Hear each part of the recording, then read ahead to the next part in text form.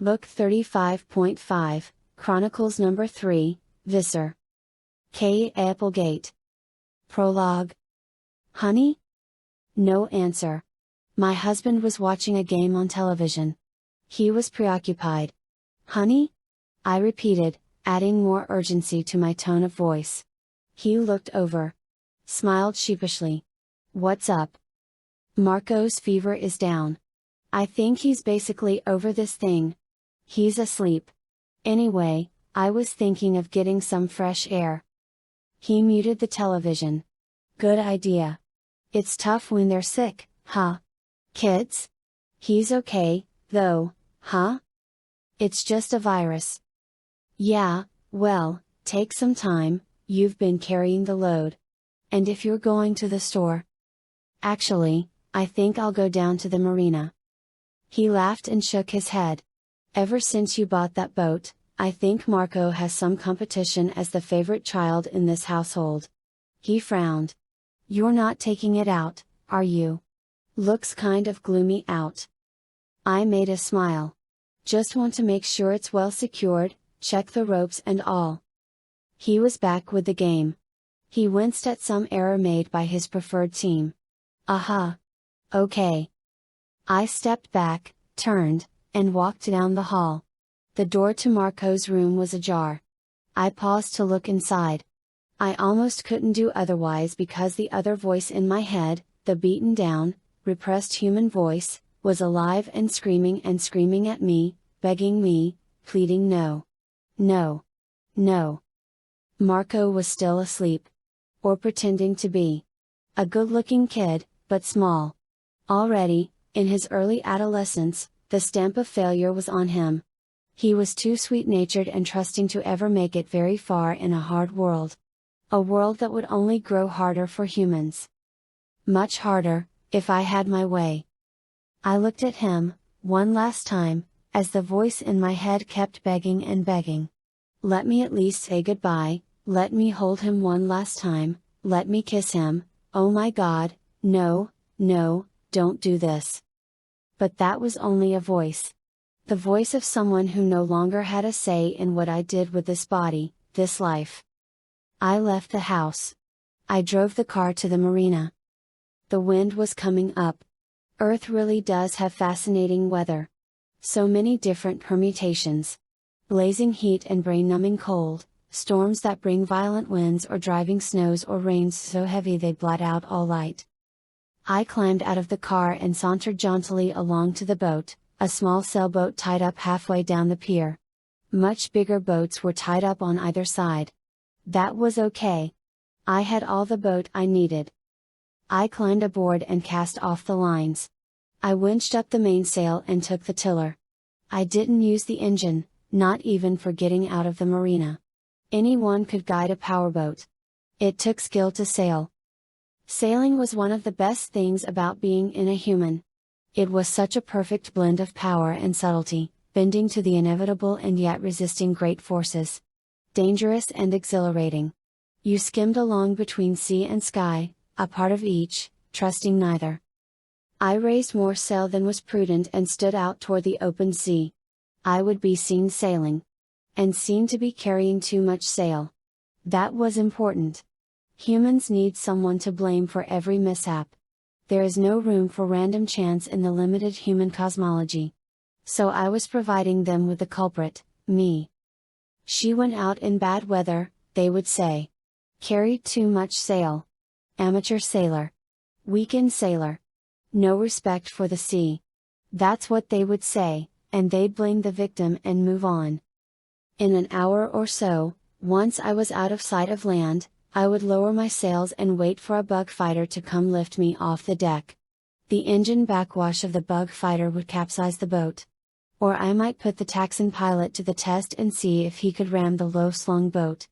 That would puzzle the humans. Either way, my body would never be found. The husband, the son who belonged to the voice inside my head, they would think I had died. The human woman named Eva, the husk, the human shell I lived in, would cease to exist as far as any human knew. I would be given the inevitable superstitious send-off. A ceremony, but there'd be no body to put in the grave. Eva's human mind would still be with me, of course. Still blubbering and weeping and begging, no doubt. But I had written the book on human infestation. I would have no difficulty controlling this woman. I understood her, this mother human. Understood her in ways neither she, nor anyone else, would ever be allowed to know. The family had served me well, for a time, as I completed my knowledge of humans. But now I would have greater duties. Duties that would take me far from the dull life I'd accepted as a way to learn about our next conquest. My time of lying low was over. The notice had at last come, I was promoted, leaping over so many desperately ambitious competitors to take the most powerful position short of membership on the Council of 13. I would spearhead the invasion of Earth. I would take charge of our greatest conquest. I would stand alone atop the Yeerk military hierarchy. I was to become Visser One. Chapter 1. Honored members of the Council of 13, I am present at this trial under protest. I do not deny your right to hold me for trial. You are entitled to know anything and everything about my loyal service to the Empire. But that my Inquisitor should be none other than my most relentless enemy, himself a traitor, is intolerable. I spoke to the holographic representation of the Council.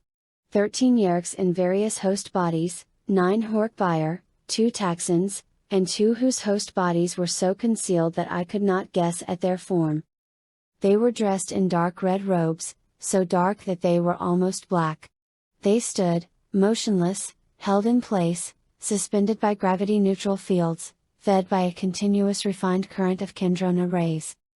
The Hork-Buyer controllers wore a lightweight mesh beneath their robes to keep the wrist and arm blades from slicing through the robe's fabric. The 2 Taxon controllers were bloated, monstrously inflated versions of the great centipedes. Both were attended by Geds, ready with freshly killed meat to feed the eternal hunger that not even a Yeerk inside that feverish brain can control. Their ceremonial robes were as large as sails, wrapped around the raised front third of their bodies. They were light years away, of course. They would see me, my host face and body in 3 dimensions. They could also watch my vital signs, translated into universal equivalents. Blood pressure, heart rate, hormone production, all reduced to digital readouts a billion miles away. And they could, with a thought, call up whatever data had been compiled on specific events or locations or individuals. They could also hear and see my Inquisitor. They would hear his thought speak voice his host body's normal mode of communication. His host body was the envy of the Yeerk Empire. For he alone, of all Yeerks, possessed an Andalite host. He rested comfortably on 4 almost dainty hooves. His body was standard quadruped grazer, like an earth deer or horse, or a Desbadine lemur. He had an upper body similar to many species, but most similar, perhaps, to that of a human, with the symmetrical shoulders and hanging arms ending in multi-digit hands. The face was mouthless, an Andalite oddity. Andalites eat by crushing and absorbing grasses through their hooves as they run. They communicate mind to mind. There were 3 things that made the Andalites inherently formidable as enemies: their agile intelligence, their ability to shape thought speak to either wideband or private communication, and, of course, their faster than the eye can see tails. Many a careless Yeerk has died from the blade of an Andalite tail. Beyond their impressive physical makeup there is the matter of Andalite technology. Specifically the morphing technology that allows them to absorb DNA from any animal source and then painlessly, and almost effortlessly, become that animal. Visser Three remained silent as I complained. He was a fool, but not so great a fool that he would provoke the council by trying to cut me off. His eyes wore an alien smirk. He waited patiently. He had already won. I was his prisoner. This was his great moment. You will have plenty of time to make statements, Visser One, a council member said. I did not know who. Visser Three, straining to sound obsequious, said I would remind the council that this creature has already been demoted. She no longer holds the rank of Visser One. That was a temporary reduction in rank. This trial will determine whether that reduction is permanent. Or whether, indeed, Visser One is allowed to live. For now she will be referred to by her formal rank. Garov? Was it Garov speaking for the council? I couldn't tell. Nor could I be sure whether it was good news or bad that my mentor would be taking a leading role. Computer, the charges. In the council's chamber the computer read the charges against me. The Yeerk, Edriss 562, holding the rank of Visser One is charged with the following crimes: treason by incompetence, which carries a sentence of death by Drakon beam, treason by violation of established procedure, which carries a sentence of death by Drakon beam, treason by sympathy with a subject species, which carries a sentence of death by Kendrona starvation, treason by contact with the foul Andalite race, which carries a sentence of death by torture, treason by murder of subordinate Yeerks, which carries a sentence of exile to punishment duty. 5 charges of treason. 4 death sentences. My greatest fear was death by Kendrona starvation. And it was my most likely prospect. Unless I could outwit Visser Three. Now. Tell us your version of events, Visser Three said. I'll tell the truth, I snapped. The council will judge the truth or falsity of your statements. You've heard the charges. Do you acknowledge, deny, or claim mitigation? I deny. The charges are lies. Not only lies, but unintelligent lies. Typical of you, Visser Three. He smirked, patient, in no hurry, enjoying this beyond measure. His large main eyes and Andalite eyes watched me. The 2 stalk eyes roamed here and there, checking the equipment, watching the ceremonial 13 Hork buyer guards that stood at attention around our small, secure room. I knew that even now Visser Three felt a measure of fear. But not of me. We were on Earth, and Earth has not been kind to Visser Three. A small guerrilla band has bedeviled his efforts to follow through on the great conquest begun by me. Visser Three believes these guerrillas to be Andalite survivors of their destroyed domed ship. I know differently. Yes, the group no doubt contains 1 or more Andalites. But it also contains humans. Humans who have, somehow, acquired morphing technology. It will be for the Council of 13, wise leaders of the far-flung Yeerk Empire, to decide whether the accusations are true or false, Visser Three said, sanctimony in every syllable. Then, in private thought speak that only I could hear, he added, and when they convict you it will be I who administers the punishment. It will take a long time for you to die, Visser One. I can make a Kendrona starvation last week's. I showed nothing on my human face. I was no longer able to show much emotion on my human face. The left side of my head was burned almost beyond recognition, bled and black and raw.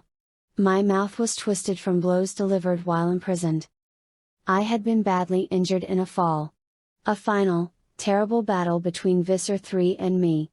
A battle that had been engineered, I later realized, by the so-called Andalite bandits, in a rather clever and ambitious attempt to have Visser Three and I kill each other. The Visser's threat was real.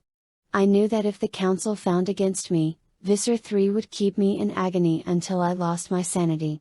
But it could not be much worse than the last month of captivity. My broken bones, right leg, left arm and shoulder, ribs, and by burned flesh had been left untreated. All could be easily repaired. None had been. I could not cut myself off entirely from the pain my host felt. Not without releasing my host altogether. She felt the pain, and so did I, but she did not share the deepest pain. Visser Three had kept me on the edge of Kendrona starvation. I was weak. Racked with pain. Already in the bare, early stages of Kendrona starvation.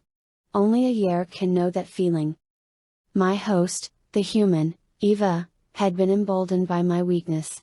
I no longer had the strength to silence her voice inside my head. She taunted me. Distracted me. She hates me, of course. Soon he'll kill you, she said.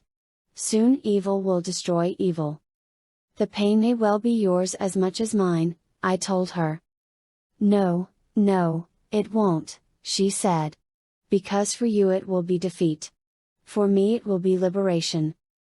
I tried to ignore the voice. I had greater problems than a jeering host. Begin, Visser Three said. You may tell your tale in any order you choose. This is your defense. There are no limits except for one: you must end within one feeding cycle.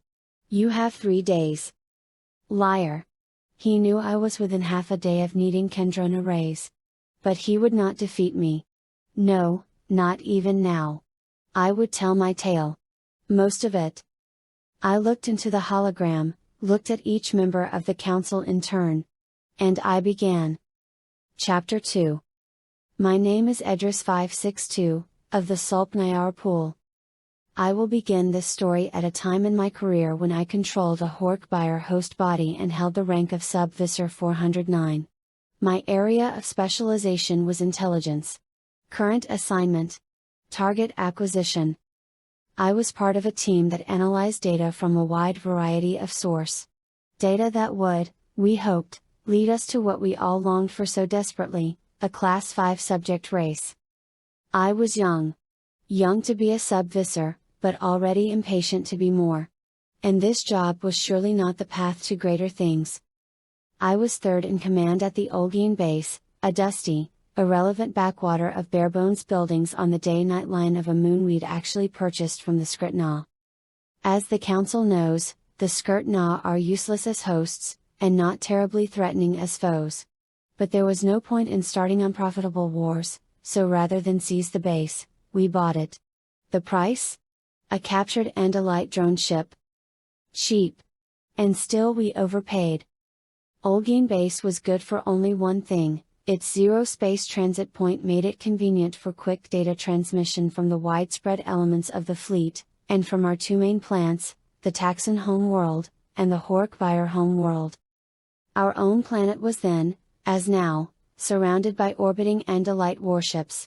The day would come when we would retake our world and the pools that spawned us. But not yet. The Andalites were still too strong for us to risk a head-to-head, all-out conflict. Before we could face the Andalites we needed a more numerous, more agile, more adaptable host. Geds were clumsy and weak, with senses that were distorting and unreliable. The Taxans were allies more than true hosts, and in any event, not even the most strong-willed Yeerk could control the insane, cannibalistic hunger of a Taxan. The Hork-Buyer had done well for us. They were naturally strong and dangerous. Clumsy for detail work, but the other strength compensated. As the council knows, the problem with the Hork-Buyer was that there simply weren't enough of them.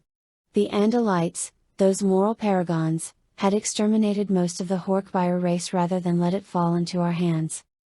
We had thousands of Hork-Buyer. We needed millions of hosts. My task, which seemed futile at the time, was to find those hosts.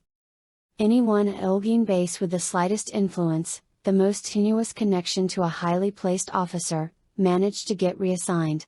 Yeerks were leaving all the time. And replacements, poor, unwanted trash for the most part, were being sent to us. One of my duties was to indoctrinate the new recruits. I started as they deshipped. The ship berths were not a pleasant environment. Cargo was constantly in motion, by puller and pusher, by strap, and even carried on the backs of Geds. There are 5 classes of alien, I said, eyeing the dozen Geds, Hork-Buyer, and Taxans lined up before me. Who can name the 5? Several started to answer, but I held up my hand, indicating they should remain silent. I should say, who can name them if I mention that the mangling of a single word, or the misstatement of a single fact will result in your being fed to Taxans. This was my little joke, of course. It is nearly impossible to get a coherent sentence out of a Ged mouth. And flatly impossible with a Taxan who can, at best, hiss and sputter in its own language. Meaning no disrespect to the council members who hold Taxan hosts. Hork-Buyer are the best communicators, of course, despite their brains' innate quirk of confusing various languages. No one laughed at my joke. Good. They were beginning to understand, I was the boss. They were mine to dispose of as I saw fit. There are 5 classes of alien, I continued. Class 1, those physically unfit for infestation, the Skritnal being a good example because of their annoying need to phase. Class 2, those who can be infested but that suffer from serious physical drawbacks, such as the Taxons and our own Geds. Class 3, those that can be infested, suffer from no physical debility, but exist only in small numbers and cannot be quickly bred. I used my hand to indicate my own Hork-Buyer body. 4, those that would be excellent targets for infestation but that are, for now at least, too formidable to challenge. Can anyone name an example? Dead silence. They all knew the example, of course. But they were afraid that saying it out loud might constitute treason. Oh, come now, I prodded. We all know who we mean, our former mentors and present-day tormentors, the Andalites. Nervous glances. Like maybe I'd crossed the line myself. And then, there are Class 5 aliens who are ripe for infestation, exist in large numbers, and do not have the power to resist us. That, my fellow Yeerks, is our mission here. To find the real, live example of Class 5. If they even exist, it was one of the Geds. I stepped close. Your name? Kilgrim the 29. Quick as lightning I struck. My wrist blade swept up and across. The Ged's throat gushed blue blood. The body collapsed instantly. He clutched feebly at his throat. I was glad it was a Ged. If it had been a Hork-Buyer, I couldn't have wasted the host body, even as a lesson. Kilgrim 329 tried to crawl out of the Ged's ear. He made it halfway before the host body died. They say it's very difficult to get out of a dead host before death reaches you as well. Very difficult. I reached down and with my sharp Hork-Buyer claws I widened the ear canal. I picked up Kilgrim and handed him to one of the Hork-Buyer. Better take him to the pool, I said. But, Sub-Visser, I don't know where it is, we just arrived at this space. So I led the way to the pool. I had made my point, their lives were mine, never mind the new regulations against killing subordinates. If they displeased me, they would die, law or no law. But I was not unreasonable. As I had the power to kill, so I had the power to give life.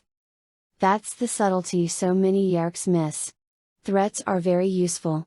But for the more subtle, and thus complete control over your subordinates, you need the helping hand as well as the killing blade. I had given the same speech, the same demonstration of seriousness a dozen times. I'd never failed to instill a sense of duty in my charges. And yet, it was all pointless. We were searching for something that might not exist. And something that, in any event, would not be found by we poor, abandoned nonentities on a base the Empire had forgotten. I was feeling rather self-pitying as I lead this latest collection of halfwits to the pool, when I was interrupted by a rushing Hork-Buyer. It was my adjutant, Method 572. Sub-Visser.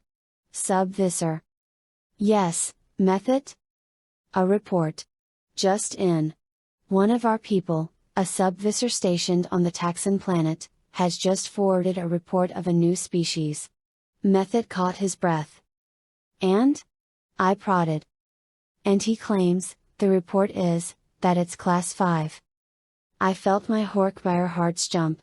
Probably a false alarm, I said blandly. What is this species called? Humans, Sub-Visser. They are called humans. And the report claims that they may exist in large numbers. Not millions. Billions. Chapter 3. That report came from the Yeerk who would later rise to the rank of Visser 3. Of course back then he was a lowly Sub-Visser, like myself. Higher on the ladder, certainly, but still a Sub-Visser. I was very skeptical of the report at first. But then the holograph images began to arrive. Transmission speed was slower then.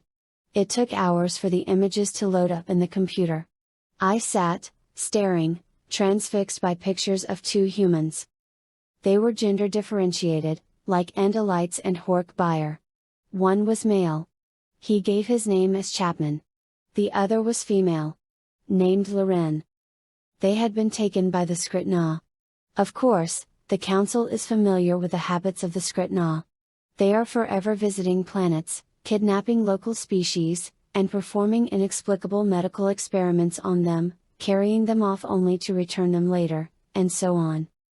The Skritna, true to form, had seized these two humans for reasons known only to the Skritna. A passing Andalite fleet evidently spotted the Skritna ship and decided to board it. We do not know why. Perhaps Visser Three knows why, but I do not. In any event, the Andalites boarded the Skritna ship and found the two human captives. Then, again for reasons I do not know, this single Andalite scout ship headed for Taxon space. They may have been following a second Skritna ship. One did land at the Taxon spaceport shortly before the Andalites arrived and seized one of our transport ships in orbit. They used this transport ship to evade our defenses and land on the Taxon planet. There were various events associated with that time, although the sequence is uncertain in the record. What we do know is that at least one of the Andalites, and the two humans, were taken by Yeerk security forces. Taken, though not held for long. 2 humans, 3 Andalites. And not just any Andalites. The leader of the expedition was an Andalite war prince named Alaran Simitar Karas. Alaran, the criminal who released the quantum virus into the Hork-Buyer home world and helped to deprive us of the full fruits of our just victory there. The members of the council murmured. They knew the name Alaran. Of course they knew that name. There was only one Andalite controller. One Andalite host. Nevertheless, I drove the point home. Members of the council will mark that name, Alaran. This is the Andalite who later became host to none other than Visser Three. And one other of the 3 Andalites in this party, though a mere cadet, also bore a name that will be remembered by Yeerks, Elfangor Serenial Shanchel. Another reaction, stronger this time. The name Elfangor was a curse word. No other single Andalite has done us more damage. Yes, honored members, it was Visser Three who, on that fateful occasion, came into contact with the mass murderer Alaran and the criminal Elfangor. Ponder that fact. Keep that fact in mind as I continue with my story. Keep in mind that Visser Three, this very Yeerk who charges me with treason, met, communicated with and, I charge, befriended Alaran and Elfangor. The same council member who had spoken before, stirred. What are you implying, Visser One? I could see now that it was, indeed, Graph 168. I imply nothing, I said. I do not imply. I assert. I avow. I accuse, honored members, I accuse.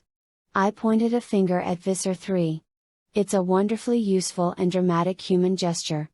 I stuck out my unbroken right arm and pointed a trembling finger at Visser Three. I accuse. There? There is your traitor. Chapter 4. Silence. Visser Three erupted. He leapt forward, whipped his Andalite tail up over his head, blade quivering, ready to strike, ready to slice my head from my shoulder. Are you so terrified of the truth, Visser? I demanded. I killed Elfangor myself. I morphed and lifted him up and ate him. You were eliminating a potential witness against you, Visser Three. I'll kill you now. It was perfect. The fool was unable to control himself and by his own wild panic had given credibility to my charges. Desist, Visser Three, a voice said. A Hork-Buyer voice. Again, it was Graph 168. The member responsible for counterintelligence. So.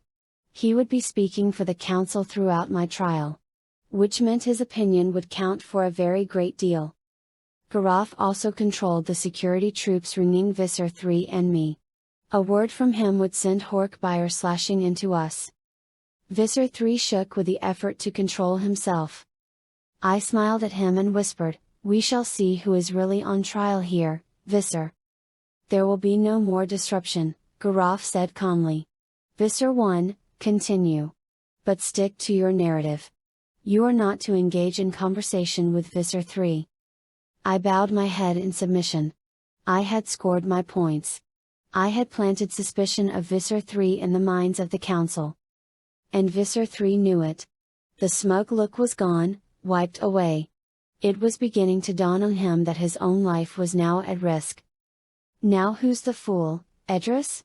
My host, Eva, sneered. They'll execute you both. You can't be saved, honey. They'll starve you, Edriss. And my son will live to dance on both your graves. Your precious Marco won't survive this, that I promise you. I threatened. She laughed. She, better than anyone, knew my weakness. She, better than anyone, knew I'd die rather than hand Visser Three a victory over the Andalite bandits. I continued, speaking again to the council. Carefully projecting the calm of the innocent, in contrast to Visser Three. In any event, council members, I received this information of a new species. A possible Class 5 species. My assignment was to validate and evaluate the data. Accordingly, I directed all our long-range technical capability toward the planet these humans called Earth. Unfortunately, I did not have a precise location. The Skritna are excellent record keepers, and their ship's computer would have shown the precise location. However, somehow that ship was allowed to escape tax in space. That Skritna ship, in the custody of Visser Three, escaped. No doubt a coincidence. What I did have available was the Skritna's trajectory out of Z-space. That was data in our orbital and deep space sensors. I could extrapolate. I narrowed the location of Earth down to an area of approximately 4,000 systems. It took a full year, eliminating system by system, those without planets, those with no planets that could support carbon-based life forms, and so on. In the end I narrowed it down to 3 possible systems. I reported this fact to my then superior, Visser 17, the new base commander. I was told that I was wasting my time. And I was told that I was to be transferred. My new post would be anti-insurgent work on the Taxon home world. I would be given a new host body. A Taxon. A Taxon. With all that implied for those not of very high rank. I nodded toward the 2 Taxon council members. The eternal hunger. The life in tunnels. The knowledge that any slight injury would be fatal, as I was set upon by other Taxons, eaten alive. I had discovered the location of a Class 5 species. And I was to be exiled to the Taxon home world. It was insane. Insane. I knew that something was wrong. Someone was working to keep the secret of Earth hidden. My supervisor, Visser 17. Yes, of course. But at whose behest? I rolled my eyes toward Visser 3 and was rewarded by the sight of several council members unconsciously following my lead, looking toward Visser 3. Of course I found out later that Visser 3 had nothing to do with the orders. They were mere stupidity, not conspiracy. Members of the council, I had a choice. I could follow my orders, consign myself to the Taxon home world where my death could be easily arranged by the very person who had arranged my transfer. I could abandon the only Class 5 race known to exist, or, I could violate my orders and go in search of the species that could make us supreme throughout the galaxy. It was no choice at all. As a loyal Yeerk, I had to defy my treasonous orders. And so I did. I enlisted a subordinate, SM-293, a fellow Hork buyer controller, and took a scout ship and set off alone through zero space in search of Earth. You stole a ship. Visser 3 yelled.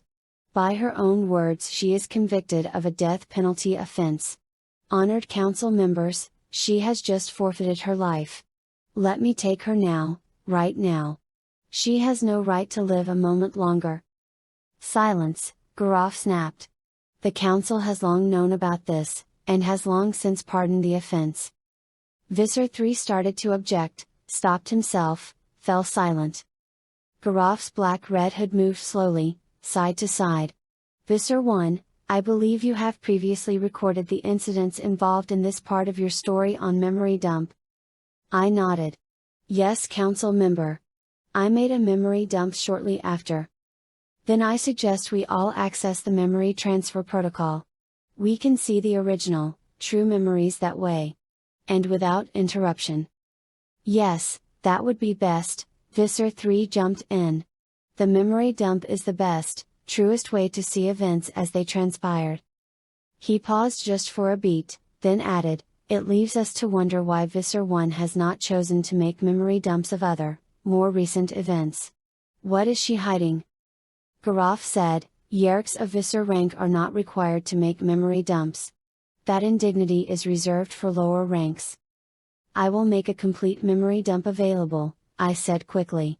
"The instant that Visser 3 agrees to do the same."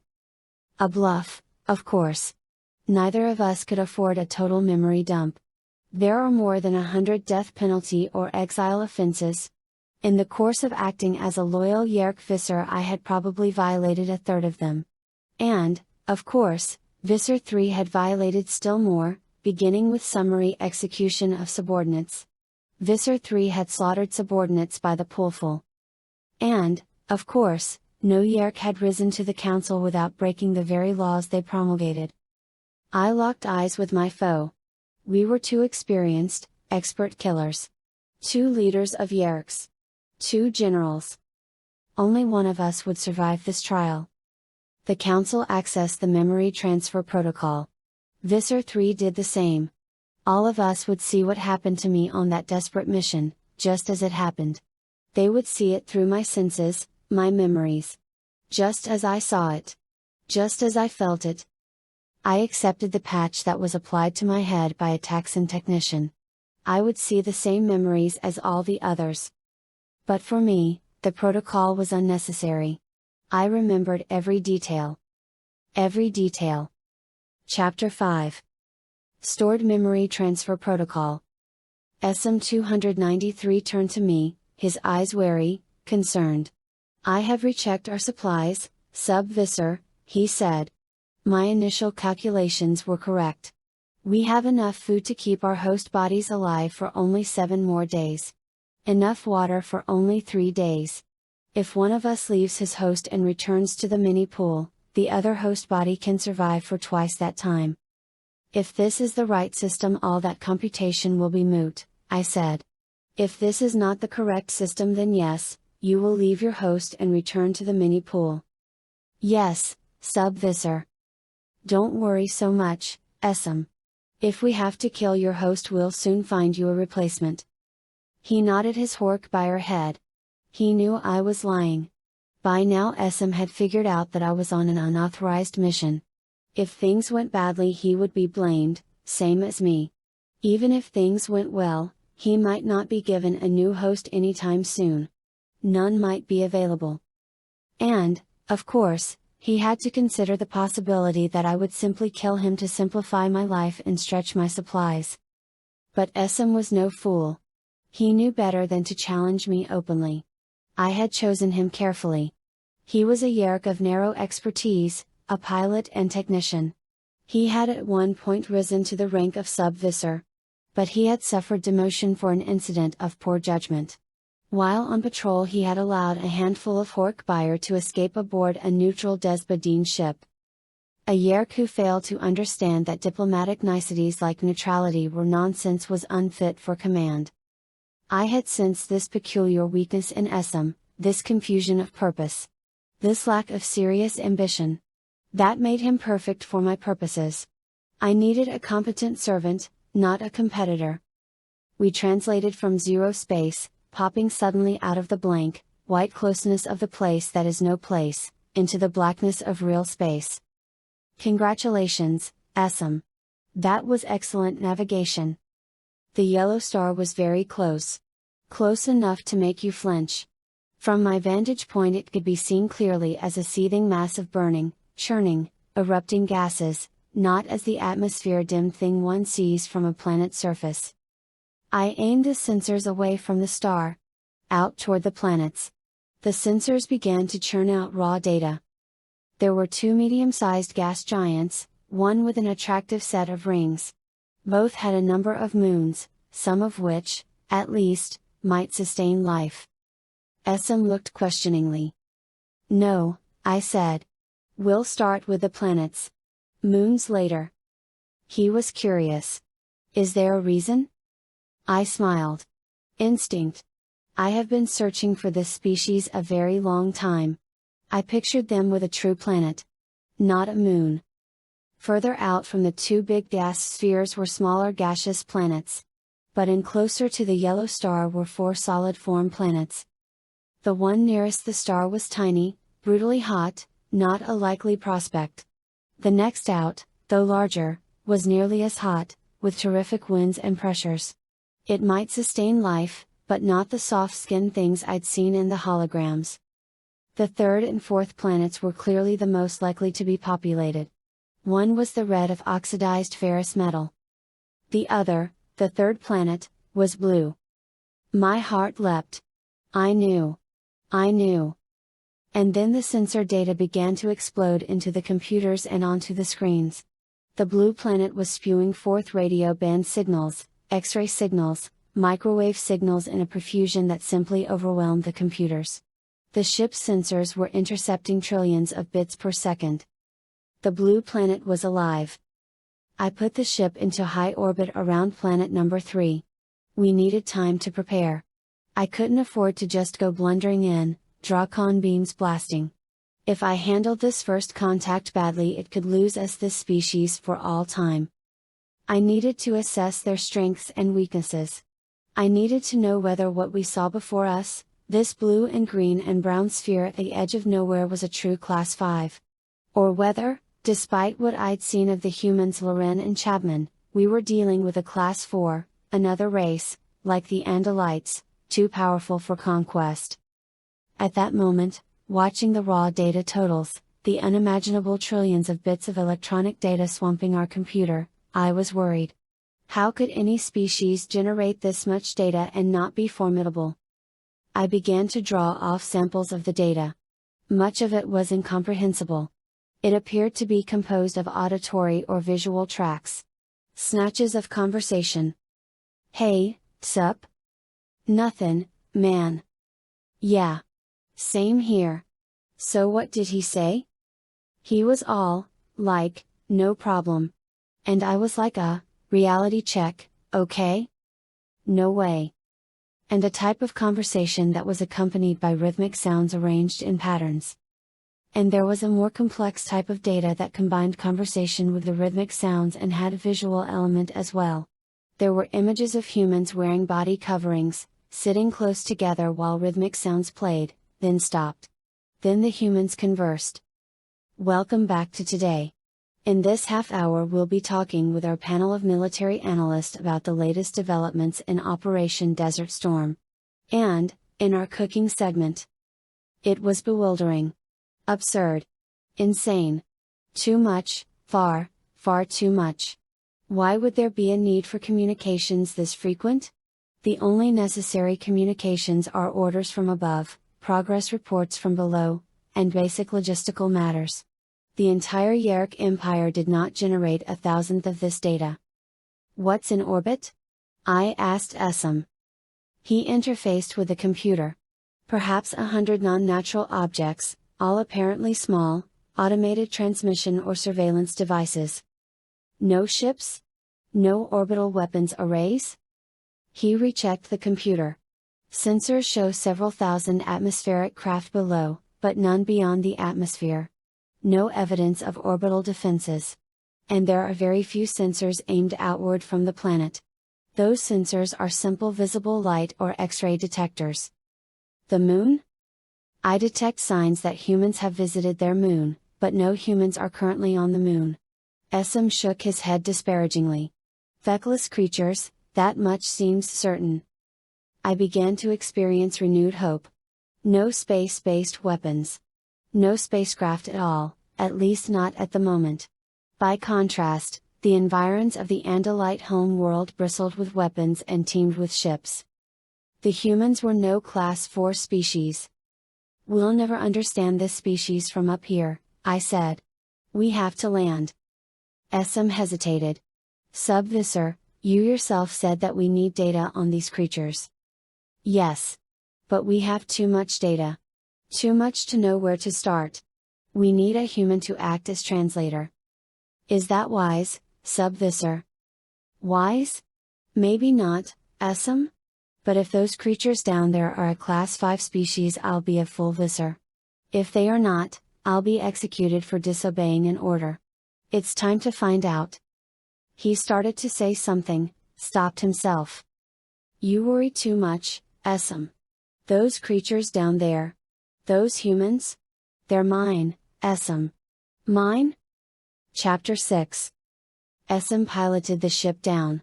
We detected primitive sensor arrays, what the humans call radar, but those were easily evaded. We landed on the dark side of the planet.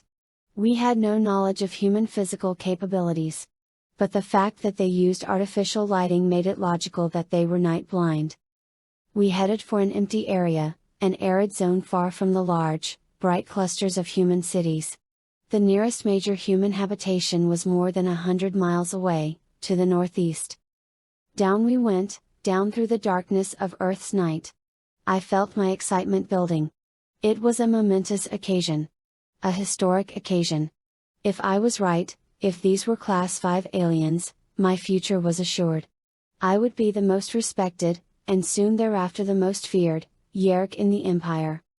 Down, down, slipping through the primitive radar, slowly as the empty, barren land rose up to meet us.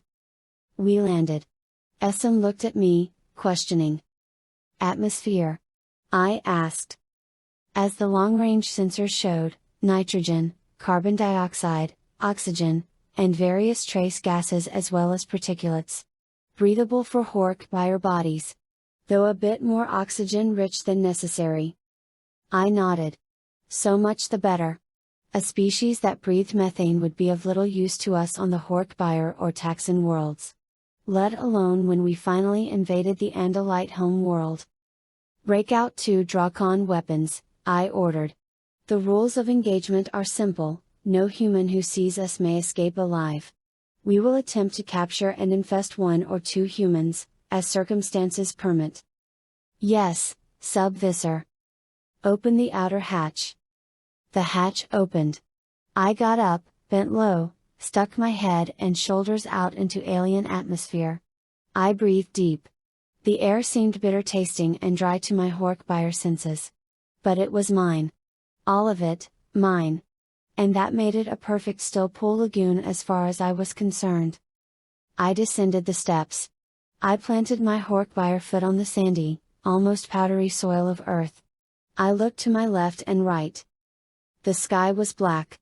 The Earth around me just as black.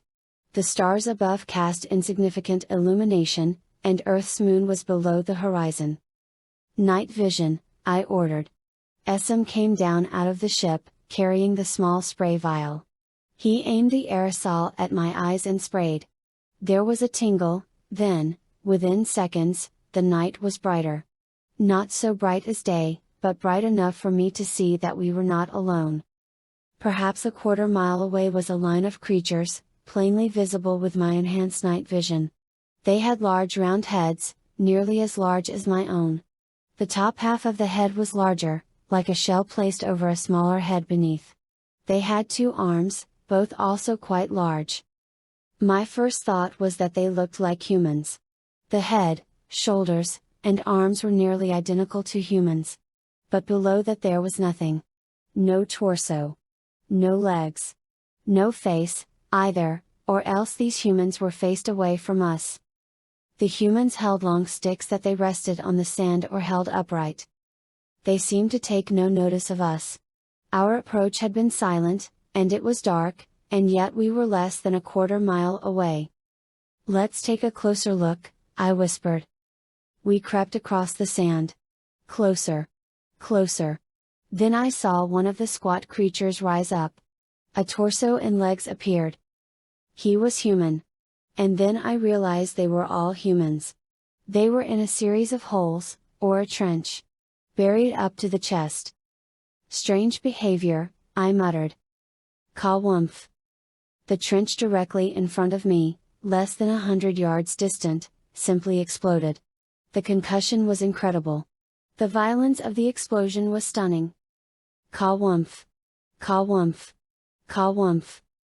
Explosions everywhere. The humans in the trench were sent flying into the air, wrapped in flame, their bodies ripped apart. Essam grabbed me and threw me roughly to the ground.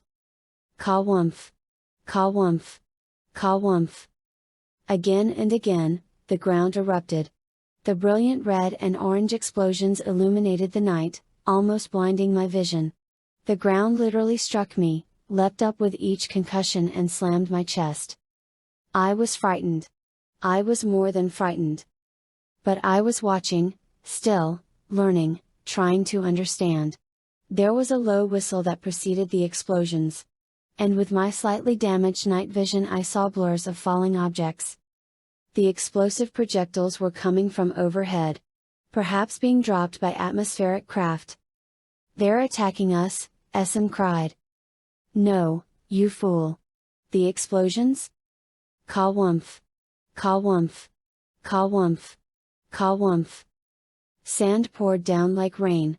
Something heavy landed beside me, mere feet away. In the light of the next explosion I saw it clearly for a half second, a human torso. Arms, legs, head, all gone. Chapter 7. "They aren't attacking us," I yelled. "Those humans up in the trench, they're the target. Watch. The explosions follow the line. Ka-wumph. Ka-wumph." Then, nothing. Sudden silence. Not even the sound of sand falling around us. Finally, voices began to cry out in the night. Alien voices, but their pain and terror were clearly evident. "Back to the ship," I ordered. I was exhilarated. It was battle, after all. Not our battle, but still with all the drama of life and death, winners and losers. We jumped up and ran for the ship. For a moment I thought we'd become lost. The ship was nowhere to be seen. Then, SM pointed. Our ship had slid into a crater. A crater made by the explosions. "Maybe they were after us," I said. SM was already running, sliding down the sand, slamming into the ship. "Ship's computer, open the exterior hatch," he yelled. "Quiet. The humans will hear." "Ship's computer, open the exterior hatch." Silence. "Listen." There was a deep, rumbling, growling sound. Growing louder. From our left. From behind the shattered trench. And now, a slightly different note from our right. "Something's happening," I said. "The battle isn't done. Not yet." "Ship's computer," SM hissed. "This is an override. Priority 1. Emergency backup protocol. Open exterior hatch." The hatch opened. SM leapt inside. I left him to worry about the ship. He was an engineer, I was not. Instead, I climbed up the side of the ship and stood there on top, with my head above the rim of the crater. My night vision was completely restored now. I could see a line of large vehicles to my left. They were broad, squat, slow, ground-hugging machines that roared with the effort of moving their own armored weight. Between the machines were humans, hunched low, carrying sticks or poles half their own height. The poles were unmistakably weapons. To my right, farther away, a second line of similar vehicles. Fewer in number, but slightly larger, quieter, and somewhat faster. They, like the first group, seemed to move on tracks. Very primitive. Above these machines were low-flying ships, half a dozen or so. They beat the air with a strange rotary wing, and bristled with what could only be missiles hung on pods and arrayed along either side. "Visser. Please come down here." SM called. "It's not safe out there." "No, it definitely isn't, SM," I said with a laugh. "Visser, the engines are down, but I can raise our protective force field. But you'll have to come inside." "Not yet, SM. Not yet." The first group of machines moved slowly, cautiously. The second group swiftly, boldly. Then it occurred to me. The first group could not see the second. They were moving blindly. The turrets of the faster group turned. Long poles took aim. And then, from the flying machines above. Whoosh! Boom! The missiles fired. Right over my head they flew, trailing poorly combusted chemical fuel. The ground machines opened fire at the same instant. Crumph! Boom! The slower tracked machines began to explode. One. Another. Another. As each missile found its target. Boom. And a tracked vehicle would erupt into flame and grind to a halt. Within 5 minutes 17 of the slower machines were annihilated. None of the swift, sure forces on the right were hit. The battle swung away, north, as the leftward force began to run. Essam emerged and climbed up beside me. They make war on each other, he said. Humans and humans. Yes. So it would seem. The battle had left me feeling conflicted. It had been wild and exhilarating. But there was a sad dimension, as well. The weapons were primitive but powerful. Given the great numbers the humans could call on, they might be formidable. If so, if humans were too powerful to conquer, my future was death. Quick from Drakon execution, or slow from some sure death assignment. Essam said it out loud. Are they class 4, sub-Visser? I shook my head. No, Essam. I will find the way. I will find the way to conquer them. And I already know one thing. What is that, sub-Visser? I watched the swift-moving machines that even now had closed on the fleeing prey and continued its annihilation in detail, explosions like flowers in the night. I pointed at the victors, the swift, confident pursuers. If we want Earth, we must start with them. Chapter 8. It took several hours to get our ship flying again. And now the sun was rising on a vista of bleak destruction. Sand stretched forever, a flat, tin emptiness broken up only by the scorch marks of explosions, the burned-out hulks of the tracked machines, and the occasional human corpse. Here and there were knots of defeated humans wandering, lost. A mile or more above the sand, swift, sleek-line speed of sound atmospheric ships flew. Lower down there were the rotary-winged ships.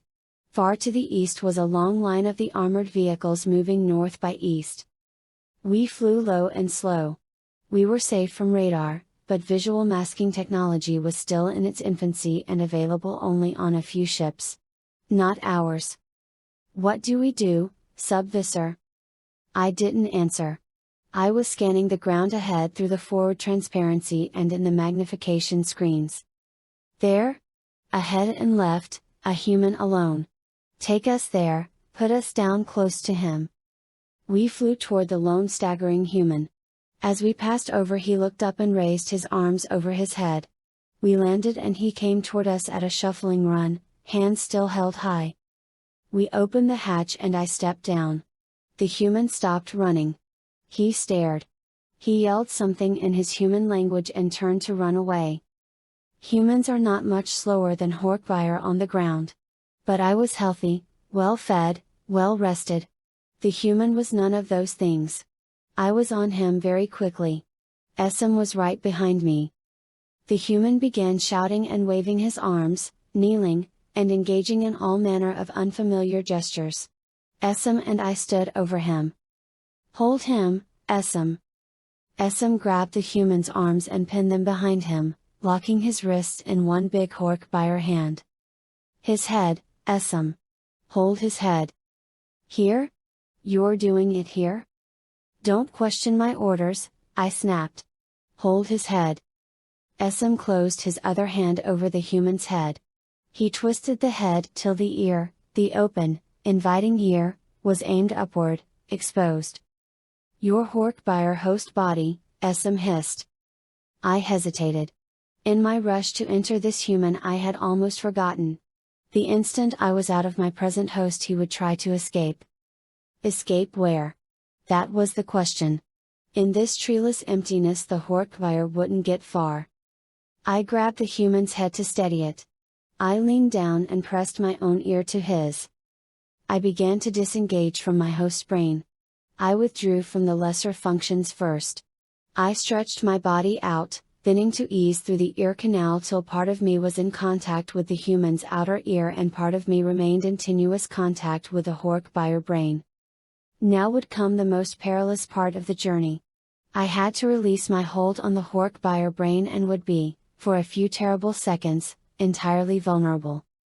Every possible scenario occurred to me. That the Hork-buyer host would grab me and kill me while I was defenseless. That the human would somehow contrive to grab me.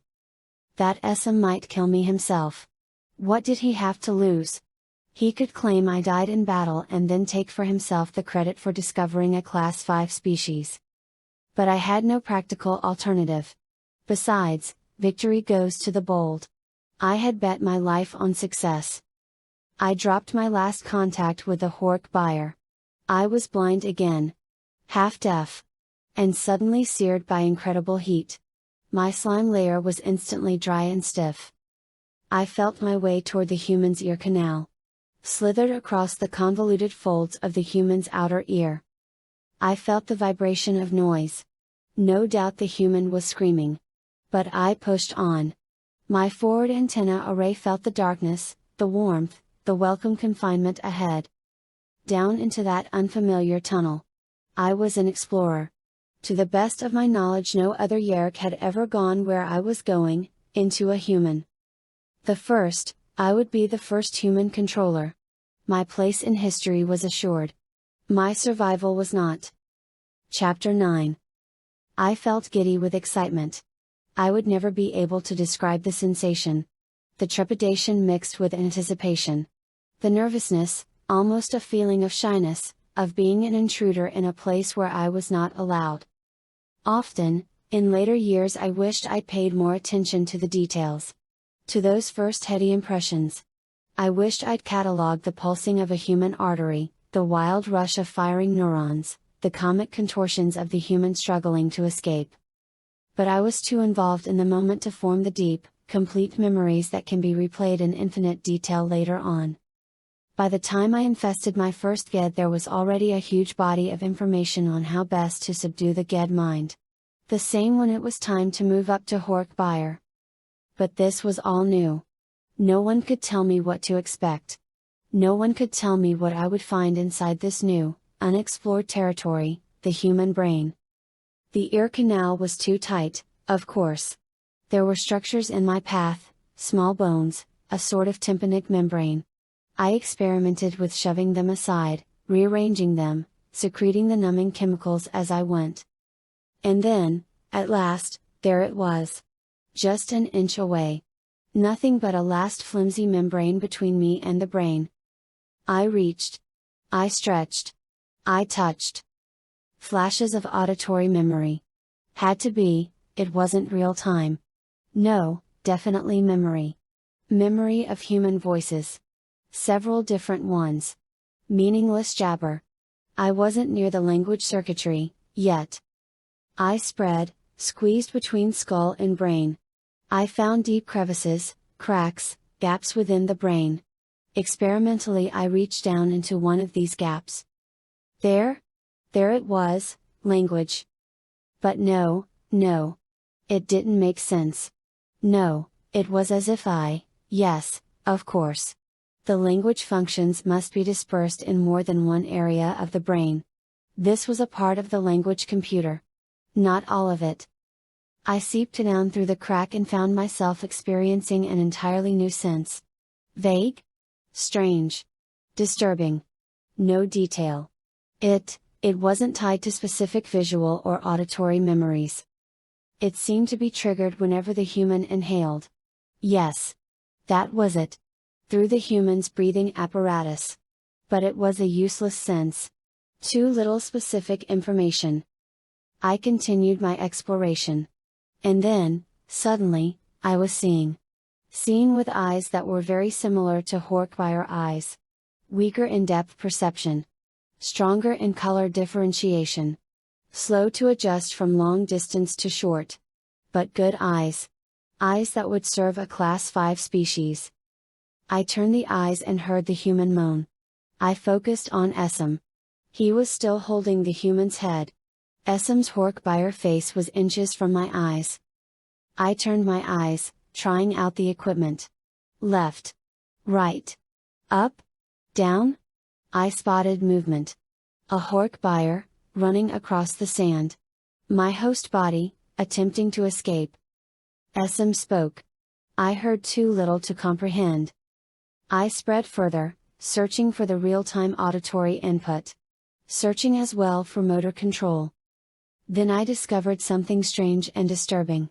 A huge, deep chasm. It seemed to separate the human brain into two halves. And between the halves was only a nerve bundle not much thicker than my own true body. Two halves? Why? Why would the human brain be divided in halves? It was a rational design. It made no sense.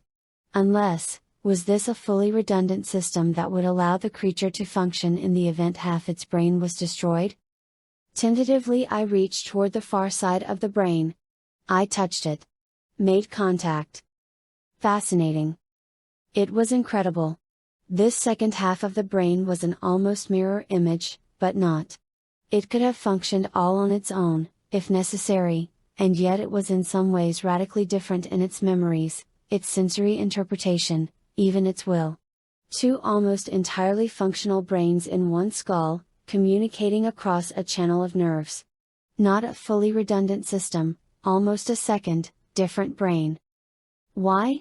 It had to involve specialization, of some sort. And yet I found visual and auditory functions on both sides. I found memory on both sides.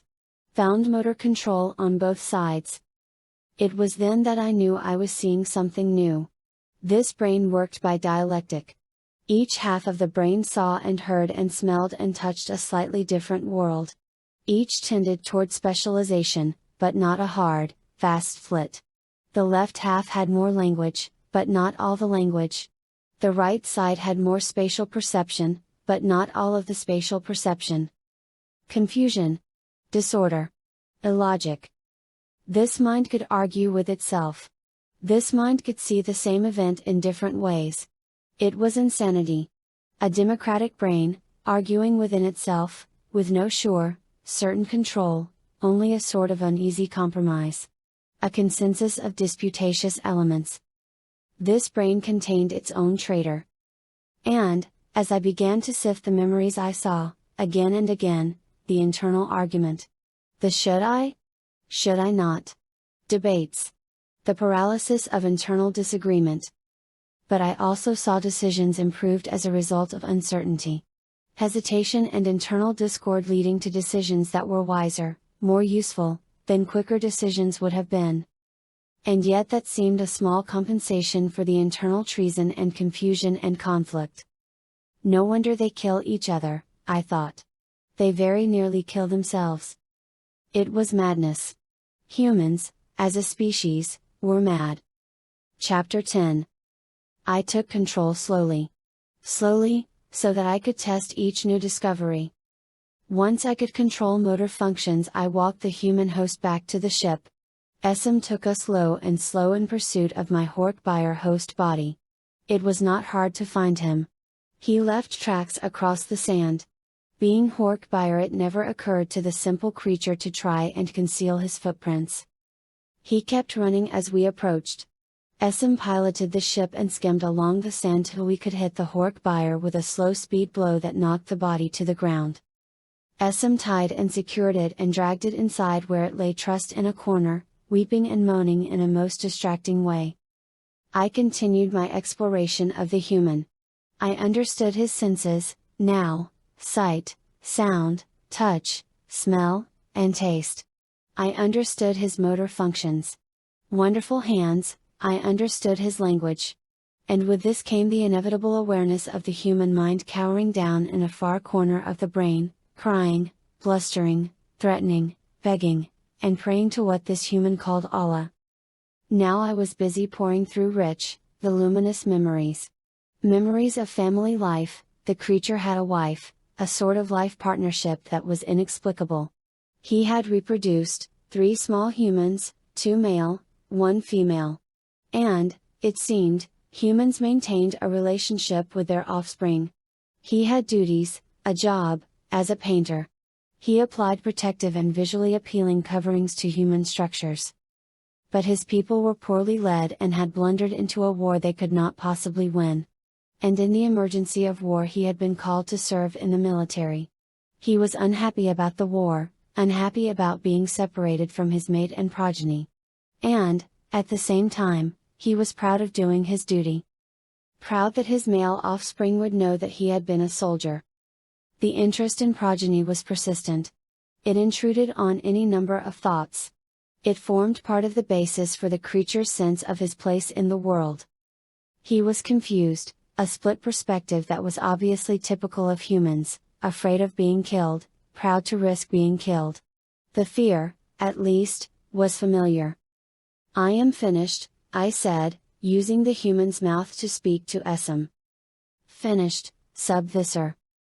I am finished with this human's memories. I have learned all I need for now. Will you keep the body or return to your Hork-Buyer host?" "I'll return to the Hork-Buyer," I said. "This creature is useless. His people are weak. He is one of those associated with the losers in the battle we witnessed." "Should we not begin with the weaker humans?" Essam asked. "Would they not be more vulnerable to take over?" I shook my new human head. But this victory in this location would be meaningless. "No, Essam. When I go to the Council of 13 and plead for my life, I must be able to tell them that I have a plan for taking this species. And that means taking the most powerful subgroupings among them." Essam nodded. "As you say, Sub-Visser. The enemies of this creature are called French, the British, the Israelis, and the Americans. Various nationalities, subgroupings of humans. They are the victors. Of those subgroupings, this creature believes the most powerful to be the Americans. It is to them that we must go, Essam. So, we will go to the place called America." Chapter 11. Do we really need to go through all of this? The memory transfer protocol faded. But my own memories of those glory days still played. No one answered Visser Three. They were all still lost in the direct, visceral sensation of having infested a human.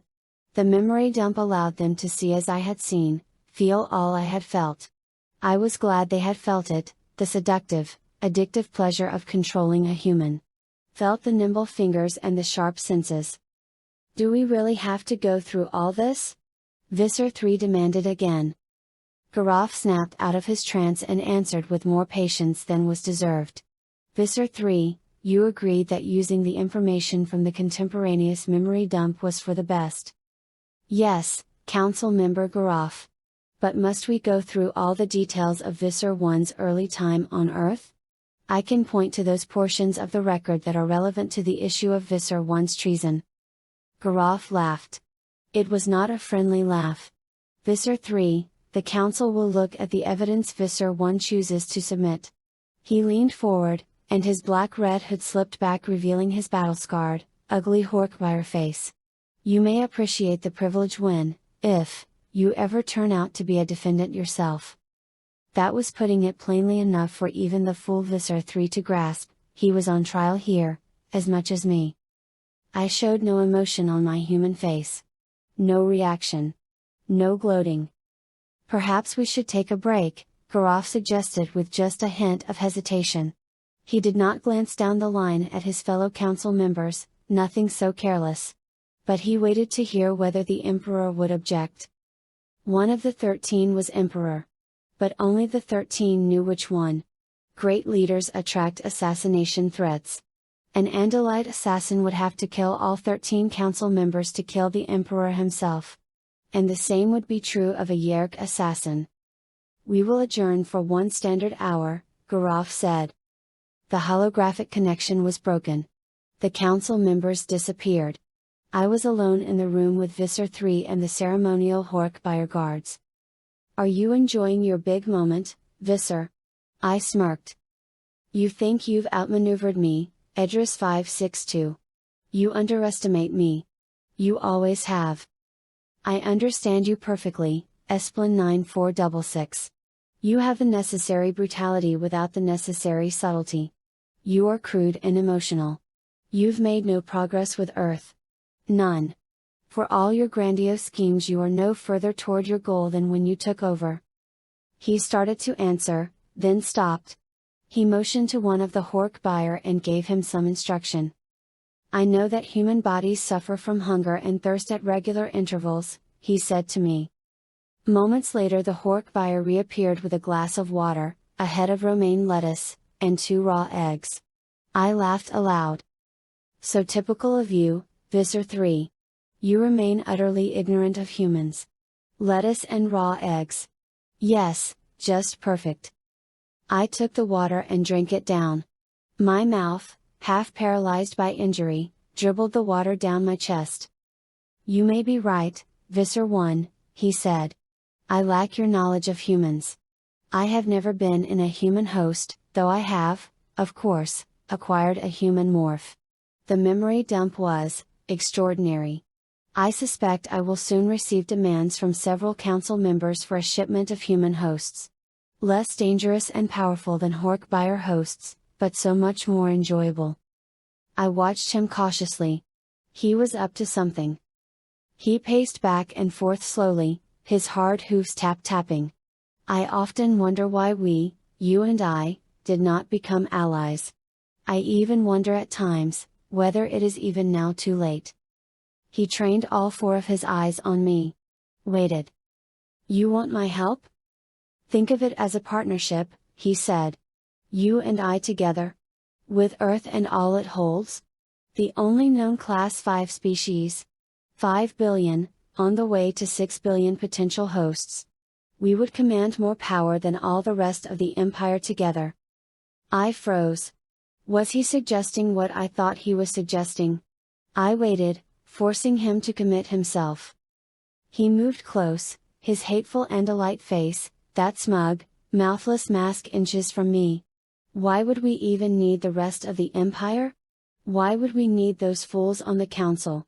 You and I together could subdue Earth and start our own, new Yeerk Empire. It was so surprising I almost dropped the water glass. The crudeness of the trap was insulting. Was I a fool? Was I insane? Visser Three, you are recording all this, of course. And of course you are recording only visual and auditory tracks. Not thought speak. You hope to trick me into saying something treasonous so you can triumphantly play the recording back for the Council. I shook my head, pitying. The real wonder, Visser, is that you ever rose to your present rank. He drew back like I'd slapped him. His tail twitched, aching, desperate to swing that deadly blade and send my head rolling across the floor. The hologram returned. The Council was assembled again. The 2 Taxon members were noisily finishing a meal of something that might still be partly alive. Continue memory transfer protocol, Gurov ordered, and once more I was plunged back into my own past. Back to the magical, wondrous days when I was taking my first humans. Back to the days when all the galaxy was going to be mine. Chapter 12. Stored Memory Transfer Protocol. We disposed of my first host. I returned to my Hork-Buyer host body and we flew back into orbit. Finding a particular place called America was not easy. My short-lived host was not an educated human and had only a vague notion. Earth's land masses have various distinguishing features: mountain ranges, rivers, valleys, lakes, coastlines, and so on, but nothing that makes clear that a particular collection of rivers and mountains is one nation and not another. I returned to the tedious job of searching the raging torrent of electronic data. I detailed the computer to search for references to America. There were billions. But slowly, as our food and water supply dwindled dangerously, I began to piece together a few facts. America was a geographic entity defined on the west, east, and southeast by ocean. The northern border seemed arbitrary. The southwestern border was defined primarily by an otherwise insignificant river. Humans speak many languages. Americans primarily spoke a language called English. So I used the computer to filter out all non-English language data. Still, the data stream was overwhelming. I began to arbitrarily dismiss entire genres of data: voice only, telemetry, the rhythmic pulsations that humans call music. I focused on the combined voice music visual signals known as television. Now I had a basis for proceeding. Or so I thought. But television data was confusing. Some seemed to be simple recordings of events.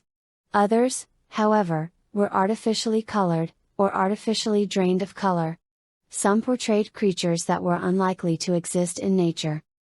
I wished I'd kept the human host. Visser, the water situation has become critical, SM said. I must leave this host body within hours, unless we obtain water. Soon, SM. Hold on a bit longer. I plunged back into the television data, with a particular emphasis on military technology. So confusing. At times it seemed that humans were armed with simple bows that fired sharpened sticks by means of tension produced by a stretched string. Other times they seemed to possess mostly small handheld weapons that made loud sounds and apparently fired small, high-velocity projectiles. On occasion they possessed no weapons at all but relied on swift physical blows. And then, to my horror, I began to see evidence that human military potential was far greater than anything I'd expected. In some of the television data they possessed nuclear fusion explosives. And in other data they were shown using highly effective, adjustable intensity beam weapons they called phasers. Faster than light spacecraft? Faster than light through real space? Impossible, SM said, looking over my shoulder. And armed with beam weapons. How do they manage to get visual records of ships moving at faster than light speeds? See, there. The ship is announced to be moving at warp factor 6, which we know from context is a multiple of light speed. And yet there we see the ship from the outside as though the recording device too, is moving at these impossible speeds. Not possible, SM said, his voice rasping, his tongue dry. I had drunk the last of the water several hours earlier. No. Faster than light travel is an impossibility. Not even the Andalites can do it. That is why we tunnel into zero space. I was puzzled. Confused. Was it possible, were the humans creating these images to frighten away potential enemies? Was that it? Was this all a complex bluff designed to intimidate potential conquerors? Then, it hit me in a flash of insight. It's all a lie, SM? It's not real. These are created events. Simulations. The humans, they invent these events. But what for, Visser? To intimidate us, SM? Or perhaps for some other reason. None of what we see here in this data can be taken at face value. There are elements of artifice and deception in all of it. How can we differentiate? How do we know what's real and what's not? We can't, I admitted, once more frustrated. Perhaps a human can, but it will take us years to sift the data in order to determine which weapon systems and capabilities are real and which are simulated. Even the simple matter of human social structure is inexplicable. They have forms of interaction that defy analysis. Yes, they are unusual, certainly. Nothing. What, SM? What have you learned? He shook his head. The data seems to show humans simultaneously bound in tight, emotion-based relationships, and yet quite likely to murder each other. On occasion they kill each other at an artificially slow speed. Once again, we cannot learn what we need from orbit. There is too little time. We must plunge boldly into the shallow end of the pool, SM. Boldness is called for. The last attempt was inadequate. I did not then understand the geography of Earth, I said, annoyed at his implied criticism. I have learned. It is still confusing, but I know this, even within the limited geographic and political entity called America there are further subdivisions. Cities. Some are obviously irrelevant. Only 4 are mentioned frequently in the data: New York, Washington, D.C., LA, and Hollywood. Of these I conclude from the prevalence of mentions in the data that Hollywood is the most important. I stood up and pushed back from the computer console. We'll get your water, SM. The time has come for a second visit to my planet. Chapter 13. I had absorbed much of the English language. I could recognize and interpret the written form of the language. And as I swooped down on the glittering human city below, I saw the letters, high on a hilltop, Hollywood. It was almost as if the humans had expected to be visited from space and had placed the letters there to guide us. We landed in a deep valley in the hills above the city. Our Hork-Wire bodies were admirably suited for clambering up the steep canyon sides, so much like the Hork-Wire home world. We emerged near a building placed on stilts, just sitting out precariously over the canyon. It was brightly illuminated. And a large, ovoid pool of water was brightly lit as well. We stood in the shadows beyond the pool.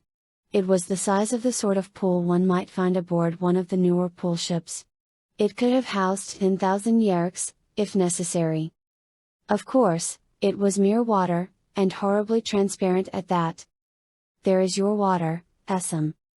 We brushed aside a row of sticks that may have been intended as some sort of primitive defense barrier. Essam ran to the water, knelt down, and plunged his face into it. Suddenly, from the far end of the pool, a human emerged. A human female wearing a very minimal garment in two pieces. "Oh, wow," she cried. I raised my Drakon beam. Essam jerked up from the water. I thought he was responding to the presence of this unexpected human. But he began to scream and clutch his face. "RGH. Oh, man, are you guys, like from the studio?" "Essam? What is the difficulty?" He staggered. Big Horkbire talons pressed against his face. "It burns. It burns." "The pool guy was here, today," the woman said. "The chlorine's always kind of high right after. Should I get Lonnie? I mean, Mr. Lowenstein? He's making drinks." "It burns. It burns," Essam cried. "Silence, Essam," I snapped. To the woman, I said, "You are female." She made a human mouth gesture. And she twisted her body slightly, pressing some portions forward aggressively. "I hope I'm a woman," she said. A second human emerged from the building. A male. Shorter than the female. Also thicker. And partially covered with thin, curly fur. He carried two small, transparent, open containers that appeared to hold liquid. "Hey? What are you doing here? How do you get in here?" "The studio sent them," the female supplied. The male nodded and looked closely at us. "That's good work, but the look is all wrong. This is way too alien for what I need. I was looking for something more cute, cuddly. Not blades and chicken feet." Essam seemed to be surviving his exposure to the chlorine. "Essam, we'll take these two." He wiped his eyes with the back of his fingers. "Which one do you prefer for yourself, Sub-Visser?" I considered. The male was larger and more powerful. But he was also slower in his movements, less agile. Older, I concluded. Perhaps near death. The female seemed healthier. "I will take the female," I said. Essam moved swiftly. He grabbed the female and held her as he had held the lost soldier in the desert. "Hey? Hey? What the, hey? You're not from the studio!" The male shouted. "I'm calling the cops. Then, I'm calling my lawyer." He turned and ran back into the building. I went to the female and swiftly, easily now that I had experience, took control of her. A few minutes later Essam took the man. Thus I became female. And Essam became male. And when the cops arrived they found nothing suspicious. Our two Horkbire hosts had disappeared. Their atoms scattered in the atmosphere of Earth by our Drakon beams. We had, in the human expression, burned our bridges. Chapter 14. We stood, awkward, in the middle of a large, open room adorned with objects made of chrome, glass, and stretched, denuded animal pelts bleached white. On the walls were framed woven fibers covered with colors applied for the purpose of visual pleasure. My host's name was Ginny Lynn Cadwallader. Everyone called her Ginny Lines. She was 23 years of age. I did a quick search of her memories and found little of interest there. Her reaction to the infestation was to whine and complain. She did not scream or rage. She did not threaten. She merely subsided into a corner and occasionally remarked that I was a total jerk. Ginny had no occupation, a concept that shocked my Yeerk sensibilities. She considered herself an actress, one of the humans who pretend to be people they are not in dishonest TV or movie representations. But though she called herself an actress, she had never acted. From early on in my possession of the host, I became aware of the fact that there was really only one thing that interested her. She was very deeply interested in a particular mood-altering chemical. As I wrapped myself around her brain and sank deep around her corpus callosum, the bridge between her brain halves, Ginny demanded to know whether I would supply her needs for this drug. I ignored her, of course. There is very little point in engaging in internal conversation with a host. One might as well be talking to oneself, except in rare cases. And in the case of Ginny Lines, I might have had more enjoyable conversations with a ship's computer. This host is quite ignorant, I believe, I remarked to Essam once the police were gone. Hey? Who are you calling ignorant? Yes, my host agrees that she is quite ignorant, Essam said. However, my host finds her desirable. Desirable? How so? She is considered physically attractive. It is a subjective evaluation based on visual memory and tied to the human's procreative instincts. I considered. Searching the memory, I discovered the location of a device that allows a human to view his physical self in reflection. A mirror behind a shelf that held numerous small glass containers designed to hold liquids. I walked to the mirror. I looked at the physical body. It did not excite any particular sense of aesthetic pleasure in me. And yet Ginny Lines was confident that she was attractive. I'm hotter than half these so-called actresses. I mean, have you really looked at Sarah Jessica Parker? Physical attraction. Yes, that explains a large percentage of this host memories, I said. Your host has a physical addiction to a particular chemical compound, Essam said. Mine does not. He is concerned for her. Concerned? Why? Essam shrugged large, hairy shoulders. It is an emotion, not susceptible to logical explanation. Ah? This is my first human, Essam said cautiously. But they appear, based on the memories I have accessed, to be widely differentiated. Male and female, young and old, wide differences in intelligence, wide differences in experience, in occupation. For example, my host memory catalogs hundreds of possible human occupations: producer, director, actor, assistant director, gaffer, best boy, pool boy, driver, wardrobe assistant, caterer, studio head, banker, car detailer, therapist, East Coast money guy, many occupations. My own host memories are deficient in information, I confessed.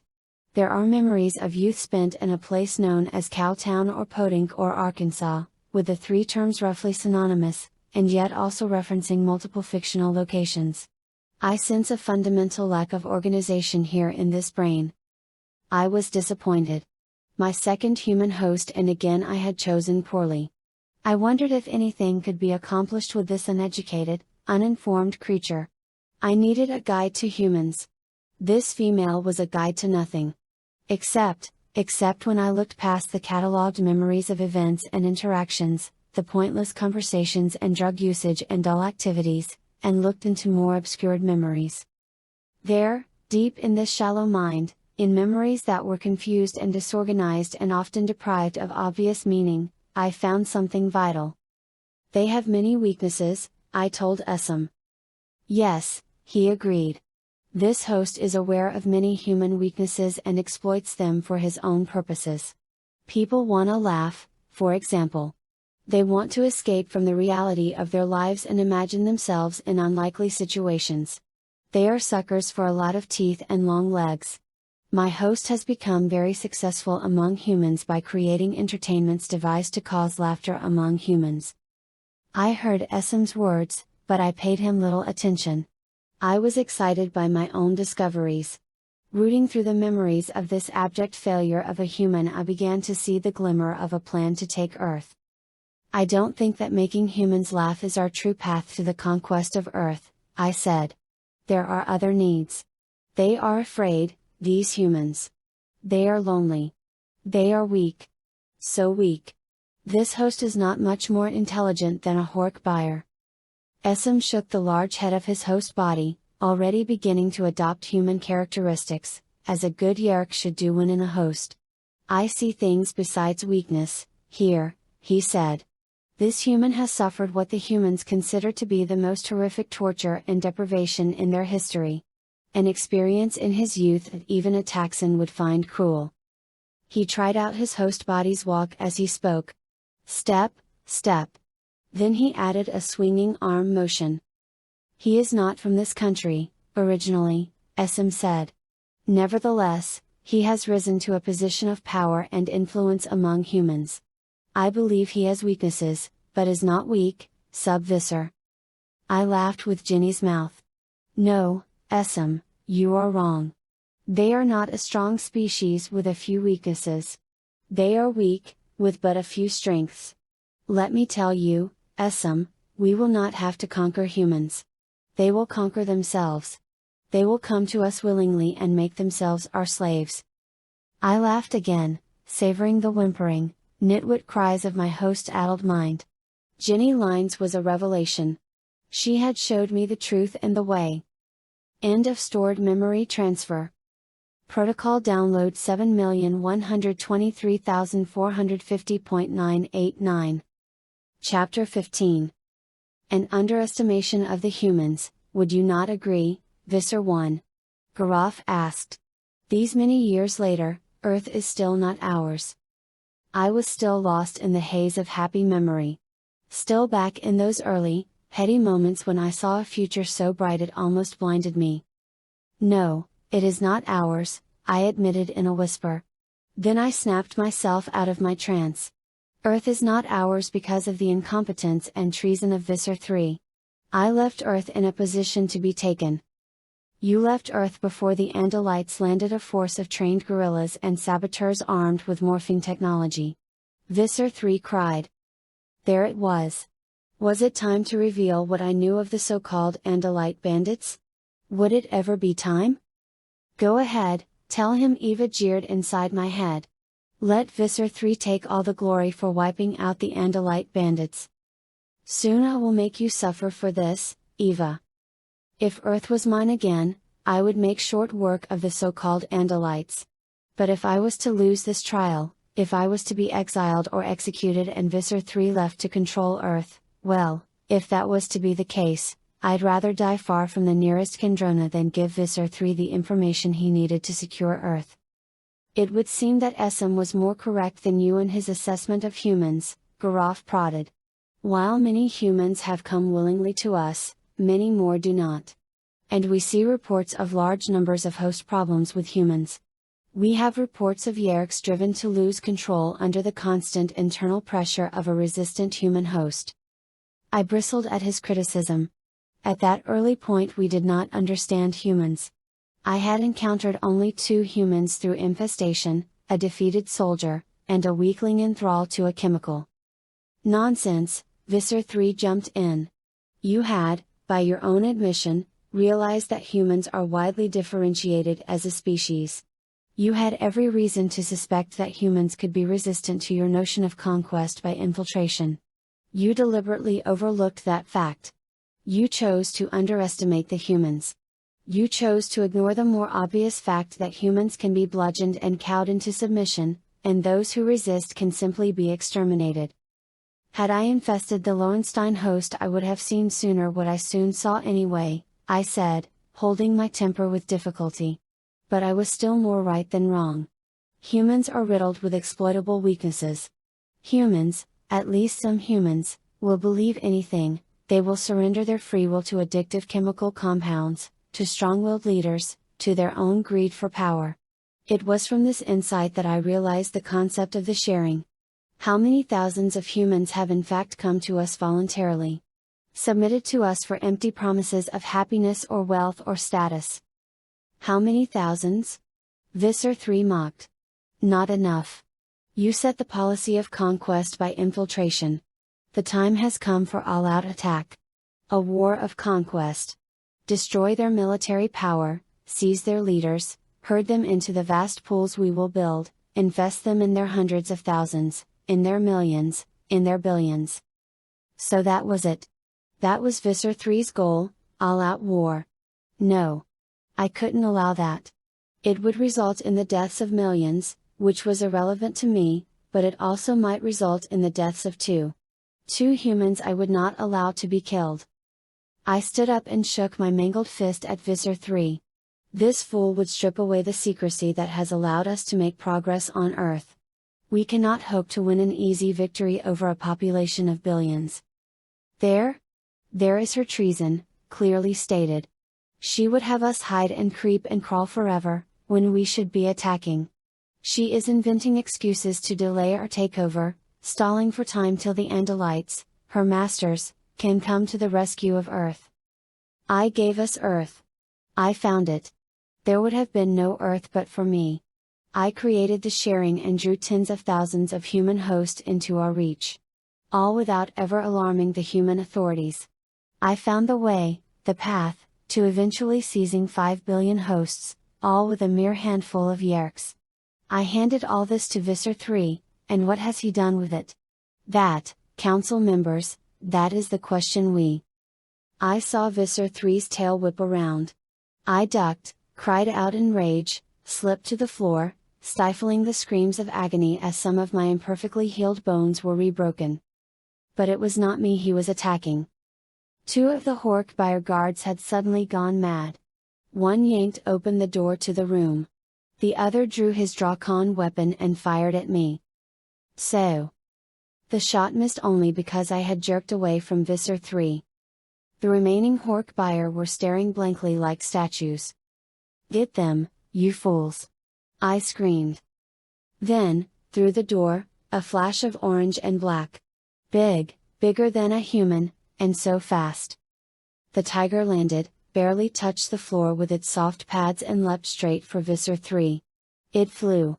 And it let loose a roar that reached past me, past my control of my human host, down deep into the human subconscious with a jolt of sheer terror. Hurrah! A second roar, rougher, more of a hoarse cough joined the first, and a bear so huge it dwarfed the Hork-Buyer barreled awkwardly, almost unwillingly, into the room. What is happening? Garaf demanded from his position of safety many light years distant. The Andalite bandits! Visser Three cried. Instantly I realized, an opportunity. The so-called Andalite bandits had attacked. How better to show Visser Three's impotence, his weakness. It would destroy Visser Three's shredded credibility. And I would be the victor. If I lived. Chapter 16. The grizzly bear reared up and slammed two Hork-Buyer against a wall. Slammed them so hard that the wind was knocked out of them and blood trickled from their mouths. The two bandits in Hork-Buyer morph were slashing viciously, left, right. I scrambled, half crawling across the floor, looking for a Drakon weapon. Visser Three whipped his Andalite tail and swiped off the right arm of one of the false Hork-Buyer. 4 of them, 2 Hork-Buyer, the tiger, the bear. 4?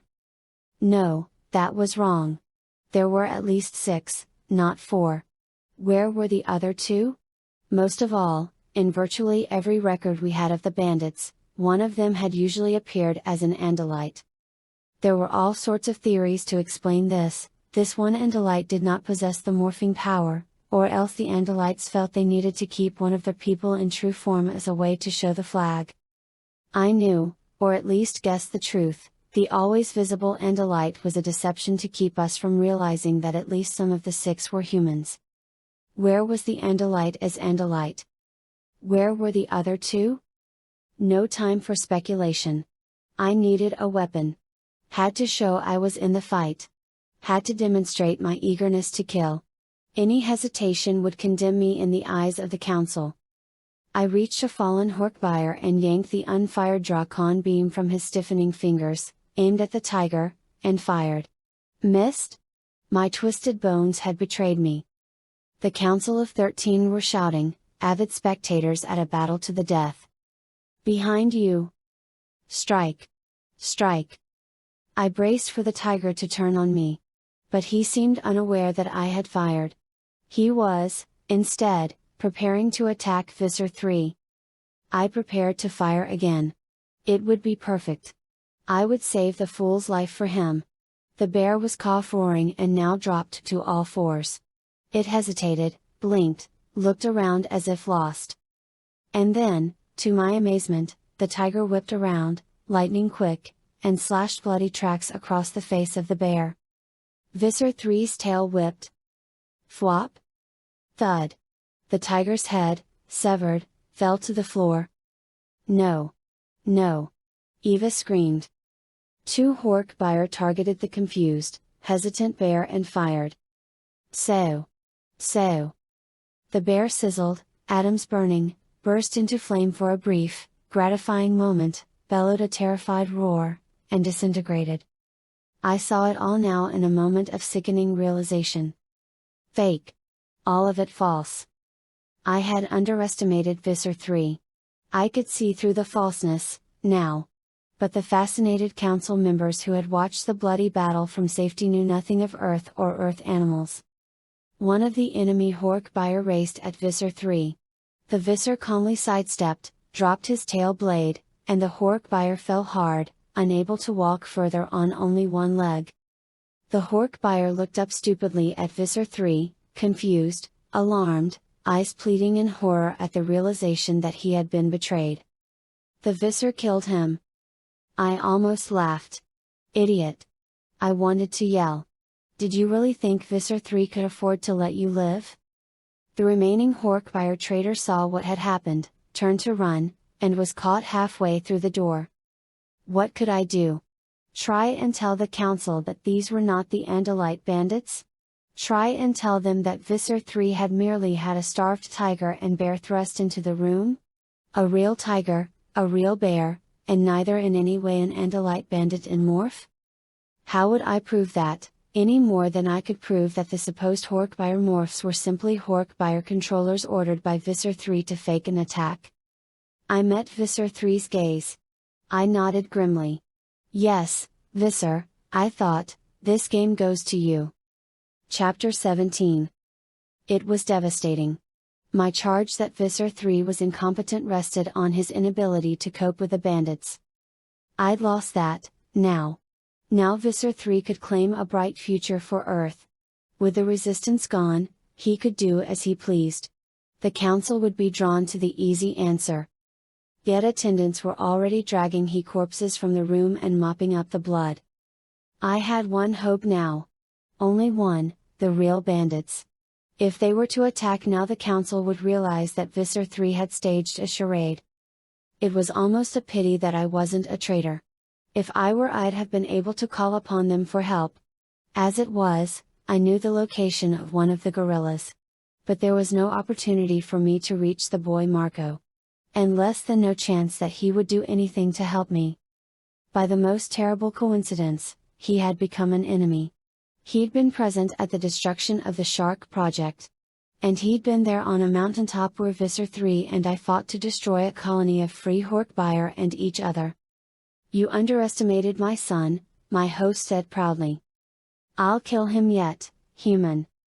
No, my host said.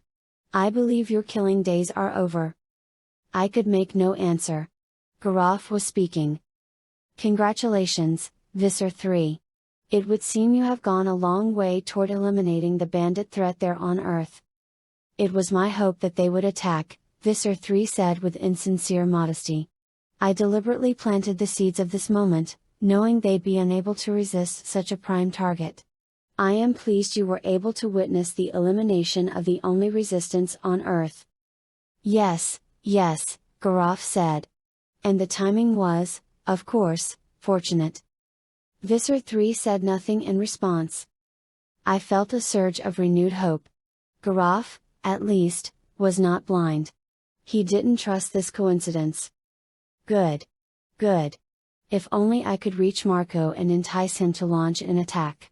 Should the real bandits show up, Visser Three's charade, and life, would be over. Let us return to the matter before us, Garaf said. Visser One, you will continue your presentation. I understand that we have a gap between memory transfer protocols. Yes, A most suspicious gap, Visser Three interrupted.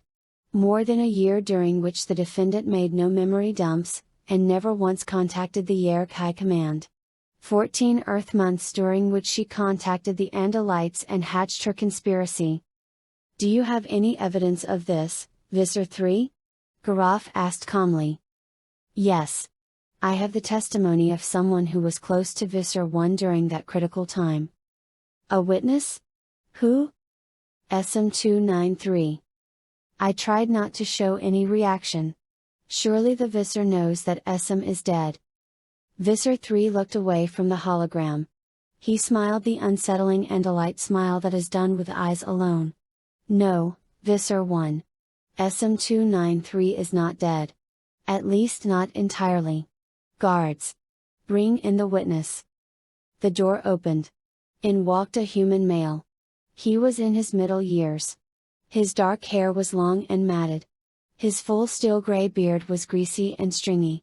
His eyes had a wild look. His clothing announced him as a street person. None of which meant a thing to the council members. They had no experience of humans. They did not understand that this sort of human could be found in the alleyway of any large city, drinking alcohol and ranting wildly about imagined conspiracies. I sneered dismissively. Visser Three is perhaps jesting. This is what the humans call a street crazy. A wild man, a lunatic, an alcohol addict. If this is SM, let SM withdraw from the host body and show himself. No, you are correct, of course, Visser One. The Yeerk SM is dead. I was having a little joke. But a part of him lives on. Yes, this human is quite mad. But the question is this, why is he insane? From where came his madness? Garaf hesitated, sensing a trick. I hope you are not wasting the time of the council, Visser Three. Proceed. But be warned. The madman stared hard at Visser Three, rocked back on his heels, stared again, peering as if Visser Three were far off or concealed in a fog. Then the human looked pleadingly at me. It's an Andalite. You see him, don't you? I refused to answer. You all see him, don't you? Then he took notice of the Hork buyer guard standing impassively against the back of the room. The wounded guards had been replaced by fresh troops. Hork buyer. The human said. He pointed here, there, his eyes wide and now brimming with tears. Real. They're real. They are. See? See? Human, what is your name? Visser Three demanded. Look. They're real, all real. Lady, look. I asked your name. Answer me and I will give you a fresh bottle. The man licked his lips. His eyes darted from me to Visser Three, to the holograms of the council, to the Hork buyer guards. A bottle. Okay. Okay. My friends call me Spacey. Folks all do. Good. Spacey. Now I'm going to ask you some questions, Spacey. You will answer me. If you answer all my questions I will give you a bottle. If you attempt to lie I will kill you. Is that clear? Spacey nodded, more confused than afraid. His eyes kept drifting over to me, silently begging me to see what he saw, to acknowledge the presence of what he considered aliens. Does the name SM mean anything to you? Yes. SM-293 of the Salpnayar pool. Several of the council members muttered. My brain was running at hyperspeed. What was going on? What was Visser Three's game? Who was this filthy human? And what was SM-293? Spacey looked doubtful. No doubt waiting for the laughter and derision he'd heard often in his years of madness. He's a Yeerk. They come from, well you all know where they come from. And is it true that SM made you his host? That he took control of your brain? Spacey nodded. In my ear, into my brain. Couldn't do anything on my own. Nothing. Not move my hands, not look where I wanted to look. Nevertheless, you and SM became, what is the word? You became friends? He nodded. Much as a human can be with a Yeerk. We talked. Me and him. We were together for a long while. I felt a strange trickle of fear. But no. And while you were his host, did you know another Yeerk who had the name of Edriss 562 and the rank of Visser 409? Spacey's face was split by a smile that revealed a row of broken and rotting teeth. You mean Allison? Allison Kim. My heart stopped beating. The blood froze in my human veins. Suddenly I saw through the matted hair, the filthy beard, the lunatic eyes. I saw through the years. Oh yes, I remember her, the human said. See, she was Esm's wife. He was in love with her. Visser lowered his thought-speak voice to an insinuating whisper. And she, this Allison Kim, this Edriss 562, this Visser 409, she was in love with him as well. Yes, yes, Esm was sure of that. Mostly, anyway. See, if he hadn't been sure, he'd never have gone ahead with it. With what? The babies. Their kids. See, they had kids. Twins? A little girl and a little boy. Chapter 18. Silence. Dead silence. I had to deny it. Claim that it was all a lie. Claim that Visser Three had merely given this creature a script filled with fabrications. But was there proof? That was the question. Was there proof? The penalty for lying to the council was horrifying. Was Visser Three bluffing? Did he have more? Is this true? Garaf asked quietly. Eva, my host, erupted violently, horrified by this news. You created human children to be enslaved by Yeerks? If there's a hell, you'll be there soon. I kept my face as blank as I could manage under the assault of my host emotions. Not to mention my own. Yes, Council Member Garaf. It is true that I took a human female named Allison Kim as a host. Esm took a host named Hildy Gervais. You'll die, Edriss.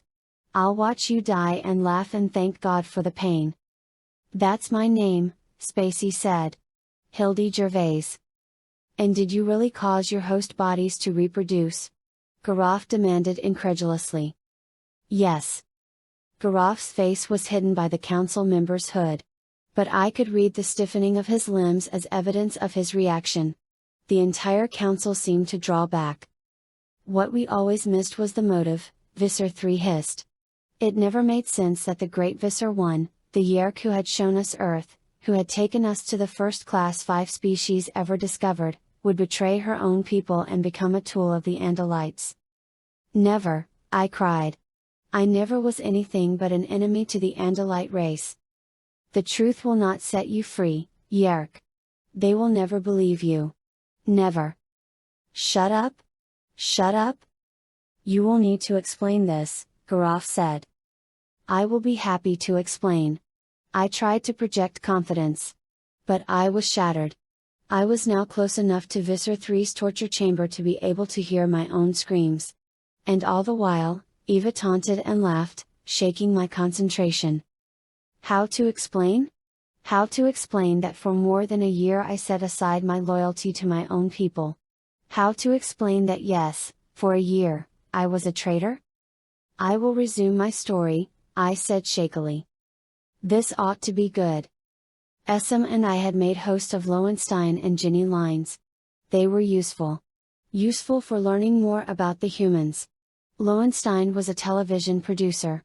He created entertainments. Ginny Lines had been a casual acquaintance. Now that both were hosts, we naturally kept them close in contact. Ginny Lines showed me the lower elements of human society. The drug dealers, the petty criminals, the weak and feckless creatures like herself. But I tired of that. What I needed was to understand humans. To be able to assess their weaknesses on a larger scale. I needed to know for certain, were humans class 5 or class 4? Could we take them? All that sounded sensible. Logical. Reasonable. I tried to calm my hammering human heart. Tried not to focus on the fact that Visser Three had caught me entirely by surprise. And what else might he know? How many other witnesses might he call against me? Only one way out, now. Marco. My host body's son. Marco, the gentle, sweet child who had obviously become something more. but I would never be allowed to communicate with him. No chance. No chance at all, unless, somehow, they were to attack on their own. Sad, isn't it? You need my son to save you. I didn't have the energy to shut her up. To argue. To threaten. I was scared. I was cornered. I was one wrong word away from a long, slow, agonizing death. But I wasn't dead, yet. Not yet. I smiled at Visser Three. No reason. Just to make him wonder. And then, I let my memory swim back to that long ago past. I happened to encounter Allison Kim at a studio party. She was the technical advisor on a television series Lowenstein produced. A series involving, appropriately enough, a human future that involved Earth being invaded by aliens. Allison Kim was different than Ginny Lines. She was not a drug addict. She was not stupid. She was a scientist. Oh, I know, the idea of human science is almost laughable, but she had the disciplined habits of mind, and the imagination too. I hesitated. Reformulated what I was about to say. She was more similar to the human Lowenstein than to Ginny Lines or the hapless soldier. I took her in the swimming pool. It was a perfect opportunity. Ginny Lines was physically strong when under my control. But she was under the influence of a number of chemicals and... Garaf interrupted. You continued your human host's use of addictive chemicals. Of course. It made her the perfect host in many ways. No annoying petty resistance. At one time I considered that addicts would make a perfect starting point for our invasion. They are inherently weak and susceptible. Easily taken. Unfortunately, they were also humans devoid of accomplishment or influence. They could not give us access to the levers of power. Continue, Garaf said. The water environment of the swimming pool was perfect. In this particular part of Earth, swimming pools are very common, and they are a central feature of outdoor parties. I closed my eyes, savoring the moment. Remembering a time when I was not an accused prisoner. Allison Kim happened to be in the swimming pool, along with one or two other humans. But Allison was in the deep end. The other two were sitting on the shallow steps. I dived into the pool. I had made my decision almost impetuously. I didn't know if I'd have such an opportunity later. Strike now, I told myself. It was night. Stars peeking through above, the lights of Los Angeles a glittering carpet down below us. The pool was lit, but water distorts human vision. Things that are solid appear to wiggle and squirm. I dived in, surface just behind Allison Kim. I grabbed her around the waist and pulled her down under the water. Anyone who'd seen us, and there were dozens and dozens of humans around the pool, would have thought I was engaging in a game of some sort. Allison thought so. Then she realized I wasn't letting her surface. I punched her hard in the stomach, forcing the air out of her lungs. I punched her in the side of the head, stunning her. I held her head close and kicked my way down to the bottom of the pool. She struggled, but Ginny Lines was younger and stronger and an expert swimmer. I pressed our ears together and reached out to her. It was Lowenstein's pool, so we had long since dispensed with the chlorine that would have burned my slime coat.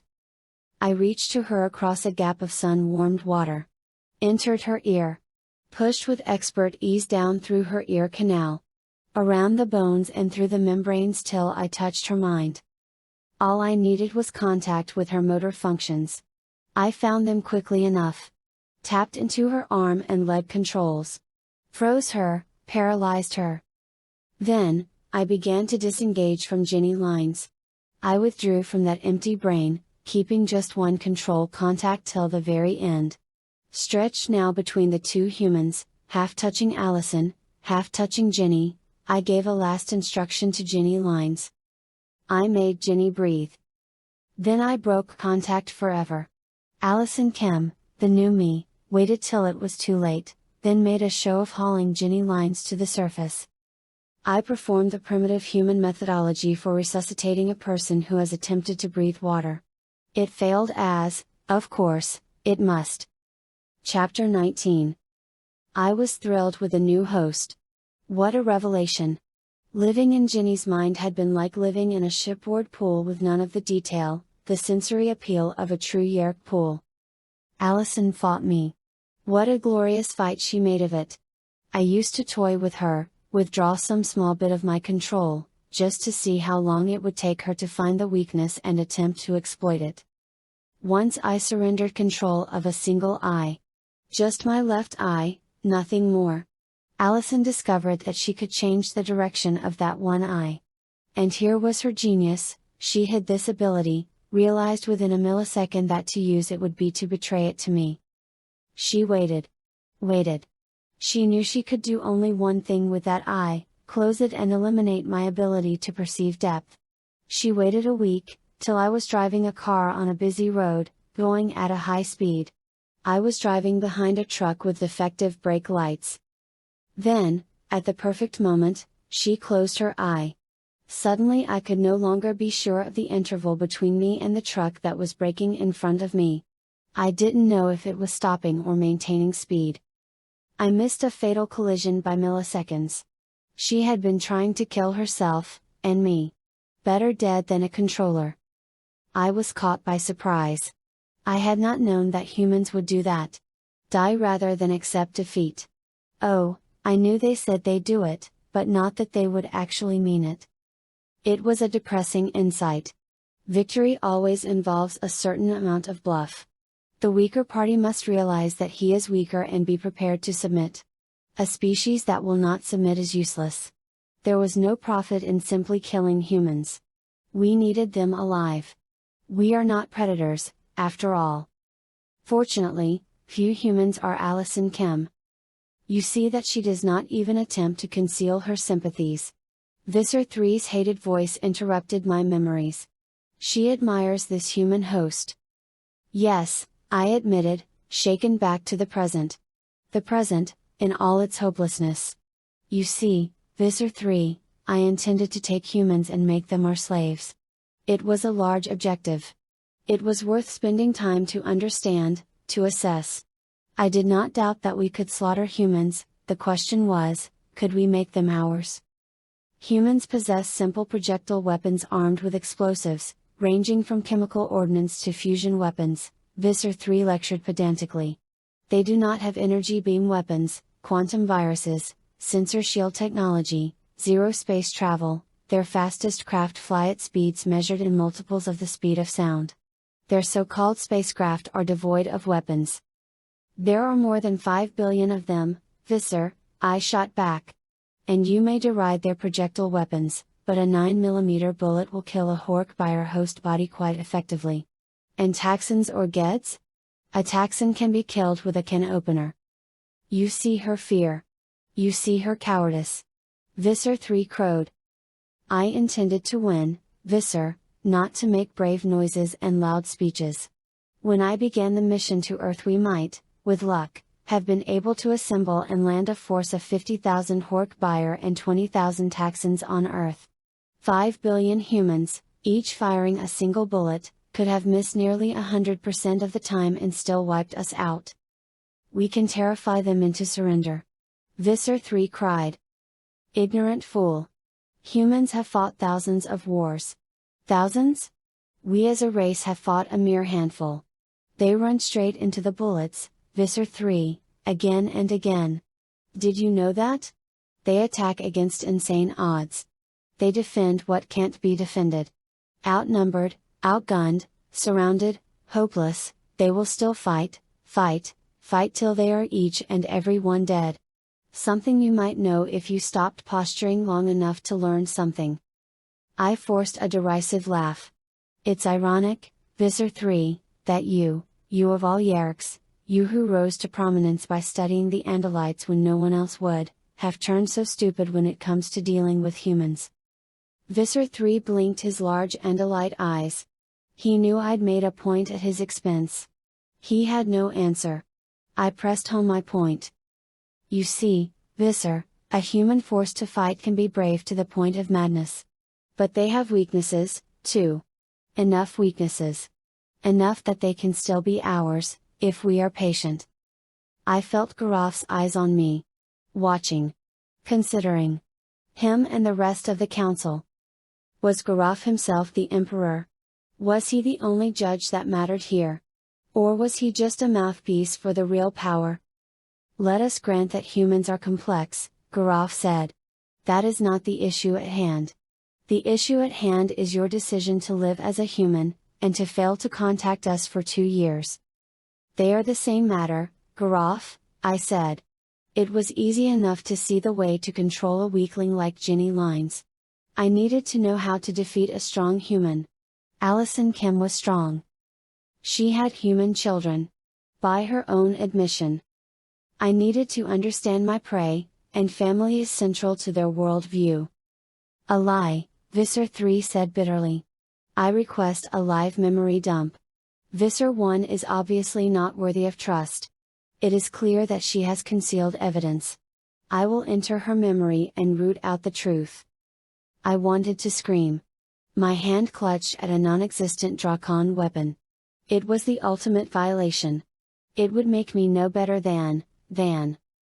Me? My host mocked. Yes, you'd feel what it's like to have someone else controlling your memory, prying into your secrets.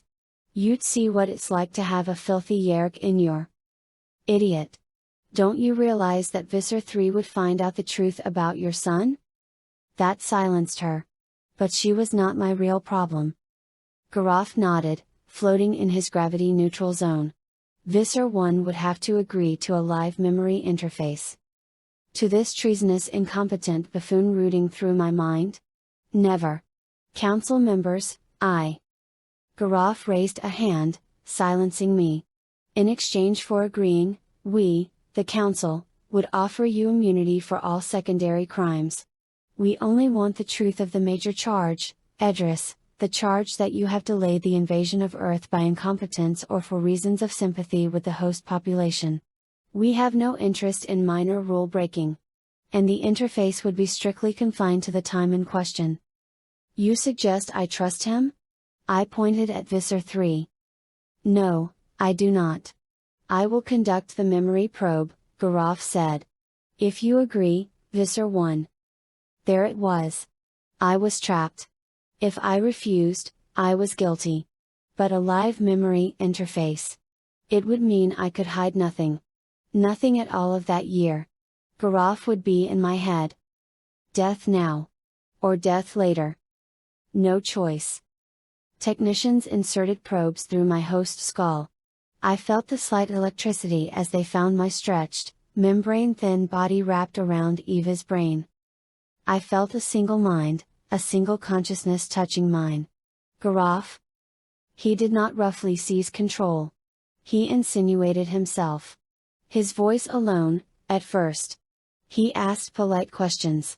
But we both knew the power was all his. Tell me, he said. Yes, I answered. Hey, what is that sound? Eva laughed. Oh, I know. It's the jaws of a trap snapping shut. Chapter 20. Live Memory Transfer Protocol. No, human, don't be a fool. The superstring theory is more correct than you think. You've simply failed to see the next step. I spoke aloud to my host. I'd had her for 6 weeks at this point. I was driving her car. We were stuck in traffic. Typical human disorganization and chaos. I was heading for a scientific conference in a city called San Francisco. The subject was superstring theory, a simplistic precursor to what even we Yeerks refer to as Andalite harmonic theory. It's not an end, it's a beginning, I said. Allison Kim pressed for an explanation. She was trapped, helpless, but she still cared about learning. It was something we shared in common. She wanted to understand. And if that meant being pleasant to me, she was willing to do so. We spoke a great deal. About physics. History. About biology. She was fascinated by Yeerk biology. I was fascinated by human history. All her memories were mine to command, to open or close as I chose. It wasn't necessary for me to converse with her. But I found it pleasant. Yes, it was pleasant. Essam had found and taken the human Hildy Gervais. He was often away, passing as a true human. He was gaining tremendous experience. Insight? And I got the impression that he enjoyed his human occupation. I was alone most of the time. Alone among humans. Far, far from any fellow Yeerk besides Essam. I knew that by now a death sentence had been issued for me. I knew that my only hope of survival was to bring the humans, gift-wrapped, to the leadership of the Empire.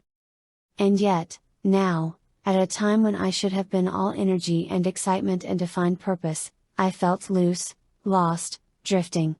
Lazy. Unmotivated. "It's LA," Allison said. "It does that to everyone. Too much sun, too much easy living." "Nonsense," I said. "Your human pleasures mean nothing to me." "And you have no pleasures of your own, do you? You Yeerks are all work and no play. When we have taken Earth you will learn to live without distractions." "You'll never take Earth." She was so definite. So confident. "No? And why not?" "You think you know us. You know nothing. You've seen the world through the eyes of a defeated soldier and a junkie bimbo. You know nothing. We'll defeat you, Edriss." It was my nightmare, of course. The fear that I was missing something. Overlooking something. Humans were so different, one from the next. I had seen so small a sample. Of course Allison knew some of this. She thought she was manipulating me. She thought she was being clever. Yes, she. Suddenly, sitting beside me in the car was Garaf. The garb of a council member was gone. He was a Hork buyer, sitting calmly in the passenger seat of a Toyota Camry. "Are you sure she wasn't succeeding?" he asked me. It was absurd. Insane. In my mind I was there, back there, years in the past. And here was a Hork buyer, a council member. My mind was reeling, swimming. Too many voices in my head. No, no. She never tricked me. "Let's go forward 1 month, he ordered, and my mind simply leapt the weeks and month. Then he was gone. Evaporated. "Better focus, Edriss," my host taunted. "Can't make another mistake. Visser Three is already warming up the torture chamber for you." Eva? She was seeing my memories. The intrusion of the probes had opened them to her. Garaf, Eva, both inside my head. "Get out. Leave me alone." "What's the matter, Edriss? Don't you enjoy irony?" Ignore the host. She was in the present. Not here, not now, in the past. She had nothing to do with me waiting impatiently for Essam to come home. Waiting for Hildy Gervais. Where was he? He was always late. I walked to the balcony and looked out over the water. Malibu. Allison Kim could never have afforded this place, of course, but Essam and I had emptied Lowenstein's bank accounts before vaporizing him. And why not live well? That was part of my bet with Allison. "A bet?" Garaf asked, appearing in the middle of the room. "Yes, a bet," I said. She, my human host, she challenged me. Challenged my knowledge of humans. If I wanted to conquer humans I would have to get inside them, know them, not just the few I could infest. Garaf shook his head, disbelieving. "You made a bargain with a host?" "Not a bargain. I was using her. Using her too. Right now, in this memory, you're worried about Essam. You want him to come home from his work. Why? Why? I miss him. More than that. I see it clearly in your memory, although you never admitted it. Your host finds Essam's host attractive. Irrelevant. Humans are prone to all sorts of ridiculous emotions. Forward 1 month, Garaf ordered. "Ah," I yelled. The volleyball was heading toward me in a fast, flat arc. I ran, planted my feet in the sand, and stretched out my arms to slap the ball back upward. "Go, Allison!" Hildy Gervais yelled. All this played in my head as though I were there, back there on that beach, feeling the sun on my human flesh, feeling the excitement, feeling the adrenaline. And at the very same moment I saw Garaf standing invisible to everyone but me, insubstantial yet real, among the 3 players on the other team. They looked through him, ran through him. I knew what was coming next. Knew, and couldn't stop it from happening all over again. The ball flew. A man on the other team slammed it back. Hildy ran for it. I ran for it. Slipped. Fell in the sand. Hildy fell atop me. Face to face. Sudden silence. All the world outside was moving in slow motion. I looked into his eyes. Knew that those eyes were being aimed by Essam. But knew, too, that Allison was looking at Hildy. Yeerk looking at Yeerk. Human looking at human. None breathing. No heart beating. Slowly, strangely reluctant, he pulled away. I climbed up, brushed the sand from my lower back and legs. Garaf stared at me, grim. You experienced human emotions that were not derived from the host. It was you, Edriss, feeling a sort of exaggerated sympathy for Hildy, and for Essam within him. Can't be, Eva whispered. You were falling in love with him. You? No, council member, I was merely simulating human exaggerated sympathy, as a way to understand, council member Garaf. I never. Forward 1 month, he snapped. Dinner. Candles? Lobster. We were outdoors, on a veranda restaurant. The shadowed beach below us. The darkening ocean sighing beyond. Stars just beginning to twinkle into view. Allison Kim loved lobster. Hildy Gervais loved crab. We were having both. Sharing bites across the table. Thinking nothing of it. But thinking of nothing else. His fingers, holding out a white chunk of crab, dripping butter. I reach to take it with my own fingers, but it slips away. He lifts another piece, places this one directly into my open mouth. She took you, Visser One, Garaf said contemptuously. No. No. All of it was part of learning, part of coming to understand humans. I had to know them to enslave them. Forward. 6 months. No, Garaf, there's nothing. I see your memory as clearly as you do, Visser One. I see your memory as clearly as if you were my host body. I know what lies 6 months from this point. No, I whispered, helpless. I don't know if this will be good news or bad news, Allison, the doctor said. But you're going to have twins. She moved the primitive sonogram equipment over my swollen belly. Twins? You're sure? I looked at Hildy/Essam. He smiled. A little boy and a little girl. Twins? Garaf walked through the doctor and looked down at me with furious Hork-Buyer eyes. All a part of understanding humans, Edriss? All in service of the Yeerk Empire. From the bed, looking up helpless at him, I said, no. No? You admit it? There was no point in lying. I had lied to myself then. Lied and told myself that I was simply investigating all aspects of human experience. Your host, this human, she turned you, Edriss. Yes. I was far, far from home. Far from the Empire. Sentenced to death for disobeying stupid orders. My host, her mind, her senses, she what, Visser One of the Yeerk Empire? She what? She was alive. She was alive. She was more alive than me. More alive than any of us. Garaf nodded. You had become Jenny Lines, Visser One. What? It didn't make any sense. You were addicted, Visser One. You became addicted to humans. Chapter 21. This is very troubling, Visser One, Garaf said. I am no traitor. I am not an Andalite sympathizer. No. I don't think you are. But you are, or were, a traitor, Visser One. Memory forward 3 months. I was in a bed. A narrow bed. I wore a simple pink robe. It was drenched with sweat.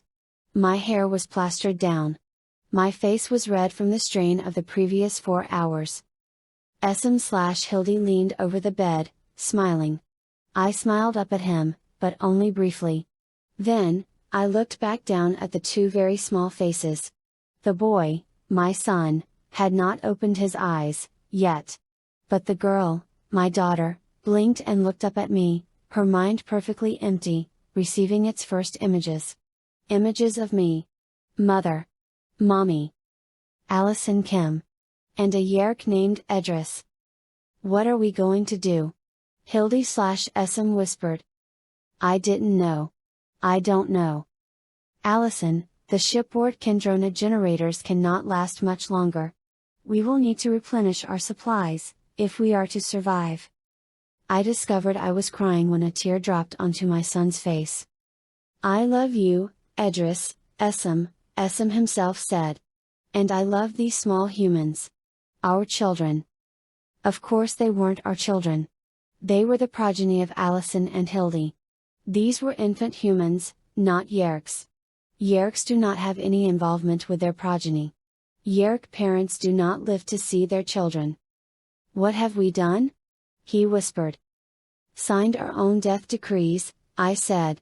If we contact the Empire, and they learn of this, we will die. It won't matter what else we can tell them. The children must survive, Edriss, Allison said inside my head. You know that. You feel that. I know you do. You've come so far, learned so much. You know that the children, my children, and yes, your children, Edriss, they're what it's all about. They will live, I whispered. Hildy looked puzzled. Then he nodded. And Hildy conferred within their shared brain. Then he said, one thing we swear, the 4 of us, the children will survive. Stop, Garaf said. Stop. Memory stop. The memory disappeared. So sweet a memory, those small faces. So sweet a moment. The pain of it twisted my insides. I didn't know, Eva said. You never let me see that part of your past, Edriss. You loved them.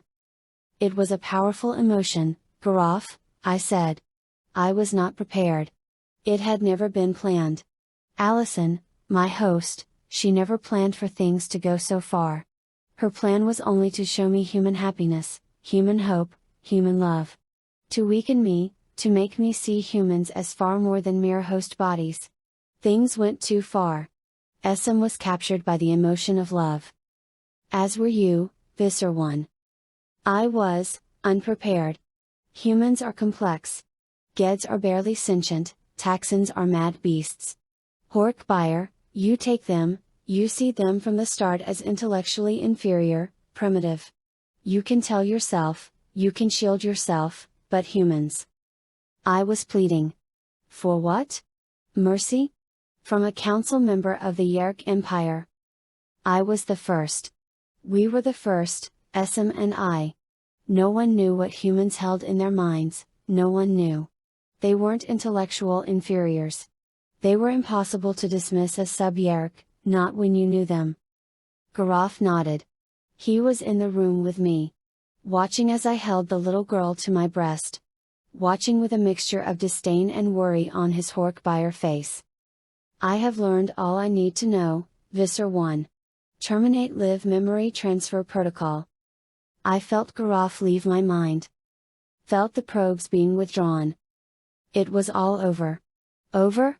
My children, not mine, Allison's, but yes, mine, too, mine. Lost. Visser Three would unleash his war on Earth. The humans would resist. The violence would escalate. Out of control. The humans would lose every battle, every confrontation, and yet, they would fight on. And we, proud Yeerks, we could not let them survive to make fools of us. I saw it all, as clearly as if it had already happened. Humans exterminated. Earth blasted, black and cinder. My children, my twins, my little ones. I waited for the sound of Eva's crowing triumph. But she was silent. The council became visible again before my clearing vision. And Visser Three, waiting, tense, ready beside me. All awaited Garof's statement. For a long time he was silent, staring at nothing. Then, at last, he shook his head and apologized. "I'm sorry to delay," he said. "We will now proceed with Visser One's statement." I stared. What? Continue? From what point? Why? Why? I was convicted. I was guilty. "There's another game being played here," my host said. "Another game altogether." No, I argued. "He's just waiting, but I didn't have an explanation. It was absurd. I wasn't an Andalite spy, but a traitor? Yes. Or had been." "He's hoping for a way out," Eva said. "You were not supposed to be convicted. They want a way out. You have to find it. You have to discredit Visser Three." "Marco?" I whispered voicelessly. "Yes. Marco. My child, to save yours." Chapter 22. At what point shall I pick up the story, Council Member Garof? My voice was shaky, my hands trembling. "At the point where I terminated direct memory contact, Visser One. Of course. Begin by telling us what became of the human progeny of your host and the host of your subordinate, Essam." "Yes, tell us that, Visser One," Visser Three agreed. "We would all be interested in that answer." I was lost. Confused. My human stomach was twisting. Head swimming.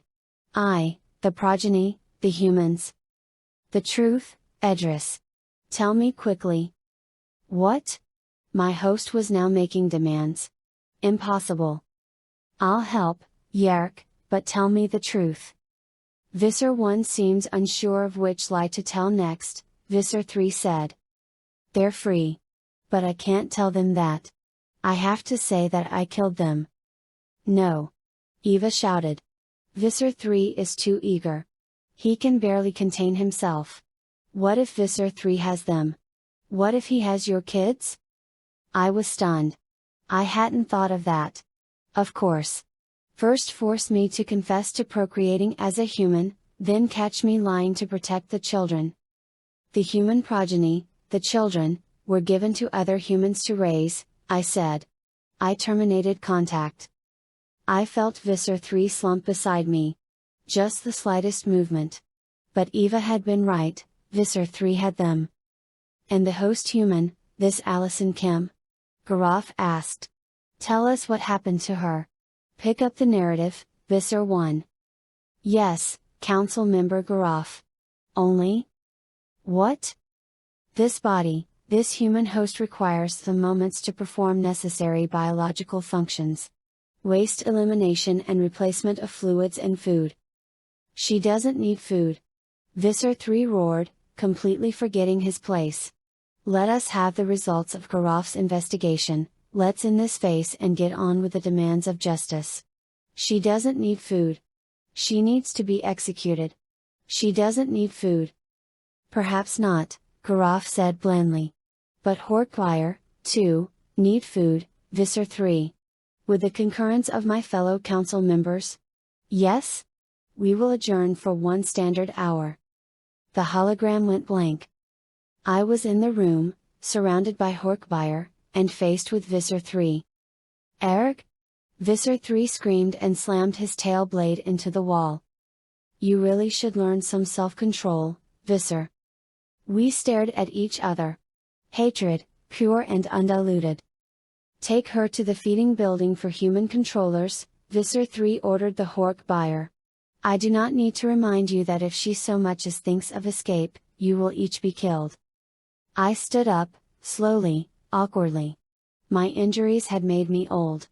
"I don't think I'll be running very far, Visser," I said wearily. Visser Three walked behind me as I shuffled down the hallway. The Hork buyer guards flanked me, left and right, jostling me as I went.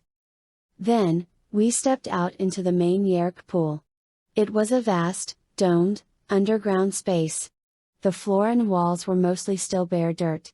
The arched roof was supported in part by steel beams, but was still mostly just so much dirt held in place by force fields. A number of structures surrounded the pool itself, the various temporary housing facilities, the feeding sheds of the Taxons, and storage warehouses. Two long, steel piers extended out into the pool. One was used for Yeerks leaving their hosts, the other one for Yeerks returning. There were cages, of course, for the temporarily freed hosts. The host often cried or shouted. Pointless, of course. They could not escape. The cafeteria for humans was a long, narrow tin and plywood structure. It was filled with noisy human controllers eating and talking. Our appearance killed the conversation. Room was made for me. I sat on one of the benches. The service guard came hustling over with a plate. Grilled chicken, boiled potatoes, steamed broccoli. The Yeerks who ran the facility stayed current on human nutritional needs. I sat. A Hork buyer guard sat on either side of me. Visser Three watched as I ate. Across from me the human controllers kept their eyes on their plates and ate with mechanical speed. No one was interested in making small talk with me. At the same time, no one wanted to insult me by leaving. I was a pariah. Unless I wasn't. I was a loser. Unless it turned out that I was a winner. I almost felt sorry for my brother Yeerks. So hard for them to tell which Visser to obey today. I needed an opening. Just a small one. Anything. But there was nothing. Hork buyer everywhere. Visser Three himself almost breathing down the back of my neck. I had to push. I had to create an opening. Deedly deet. Deedly deet. Deedly deet. Someone's cell phone ringing. A person 3 places down on my same side of the table. A human woman. She smiled nervously. It's necessary for my cover, she explained to Visser Three, to me, to Visser Three, her eyes darting back and forth. Then answer it. Visser Three snapped. Hello? A pause. Yes, sir. I'm en route to the client now, but I'm tied up in traffic. Cell phone. It worked from here? From this far underground? They must have installed transponders to allow Yeerks to stay in touch while passing through. Cell phone. If I could take that phone. If I could. But how? One wrong move and Visser Three would have me cut apart. No. No, wait. He wouldn't. Couldn't. Oh, he'd stop me, but he couldn't kill me. Not now, now that he was under suspicion himself. It would look to the council as if he was trying to protect himself by killing his accuser. I had one good hand, fingers still fairly limber. Was it enough? Would I have the strength, the finesse? I finished eating, watching the woman out of the corner of my eye. She pushed her plate away. I stood up. I'm done. She stood up. Both moving, Hork buyer standing up, moving back, Visser Three backpedaling to make way for me, the woman moving toward me, saw her mistake, saw she'll run into me, stopped, too late, I stumbled, tripped on my wrecked feet, fell into her. Down I went. Me on top. I cursed, annoyed. Like the Visser I am. Clumsy idiot. Hork buyer rushed to grab me, picked me up. The woman tried to help, pushed me up, but politely. Not angry, just wanting no part, even indirect, in this civil war between Visser.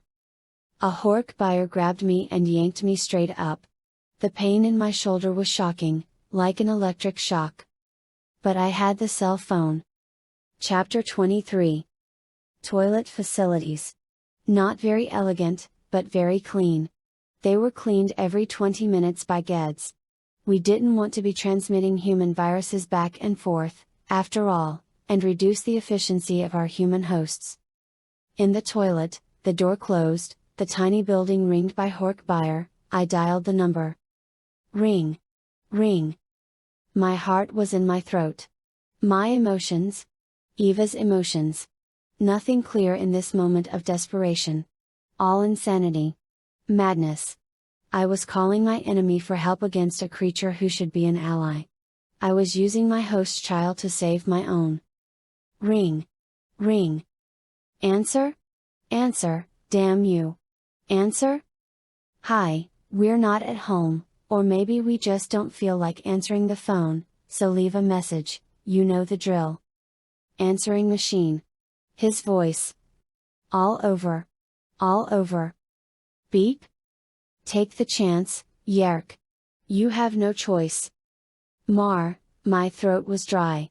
I took a breath. Marco, if you're there, pick up. Click. I breathed again. What?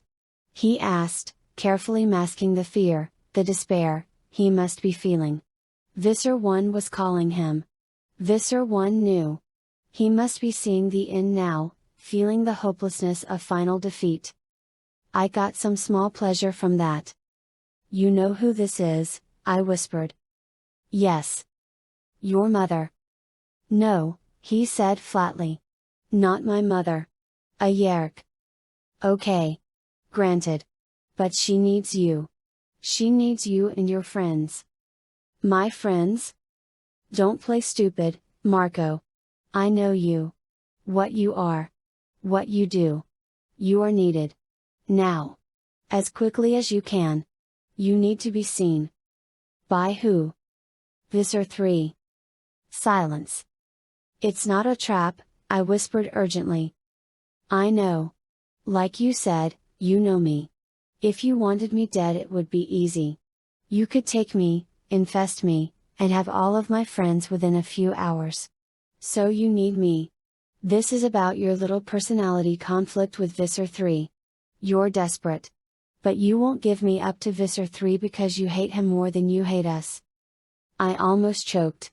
From almost no information he had painted a very cogent picture of the situation. Then I almost laughed. I once thought you were too soft, too gentle. Yeah, well, things change. You've had enough time in there. Visser Three said from outside the toilet. Marco, I'm out of time, I hissed. Will you do it? Where? The pool. Forget it? Too tough a target, Visser. It's your mother's life on the line, he'll kill her, too. He'll use her to torture me. The Yeerk pool is too secure, Marco said calmly. My mind was racing. Incredible. The little monster was cold-bloodedly writing off his own mother. They deliver fresh meat for the Taxons later today. This evening, I guess. In an hour and a half. Comes in by transport ship. They open the dome ingress. He hesitated. Visser One, get out of there or I will have you dragged out. Visser Three roared. Where's the dome opening nowadays? Marco asked laconically. I think we kind of messed up the last one. I told him in quick, spare detail. Then you'll do it? He didn't answer. Instead he said, Mom, I know you can hear me. I don't know if I can save you. You understand that, right? I'll do what's right. I'll do what I have to do. It was his only show of emotion. His voice cracked when he said Mom. I know you will. I love you, Eva said, silent, a prisoner in her own skull. Marco, your mother loves you, I said. But if I'd been expecting him to soften, I got the opposite result. I know my mother loves me, Visser, he said. And let me make one thing clear, there's no deal between us, you and me, Yeerk. I'll kill you for what you've done to her and to my dad. Count on that. He hung up. The door burst in as I slammed the cell phone into the toilet bowl and flushed. Preposterous. A scrawny teenager threatening me. I was a prisoner of Visser Three, already all but condemned to a death by torture and starvation.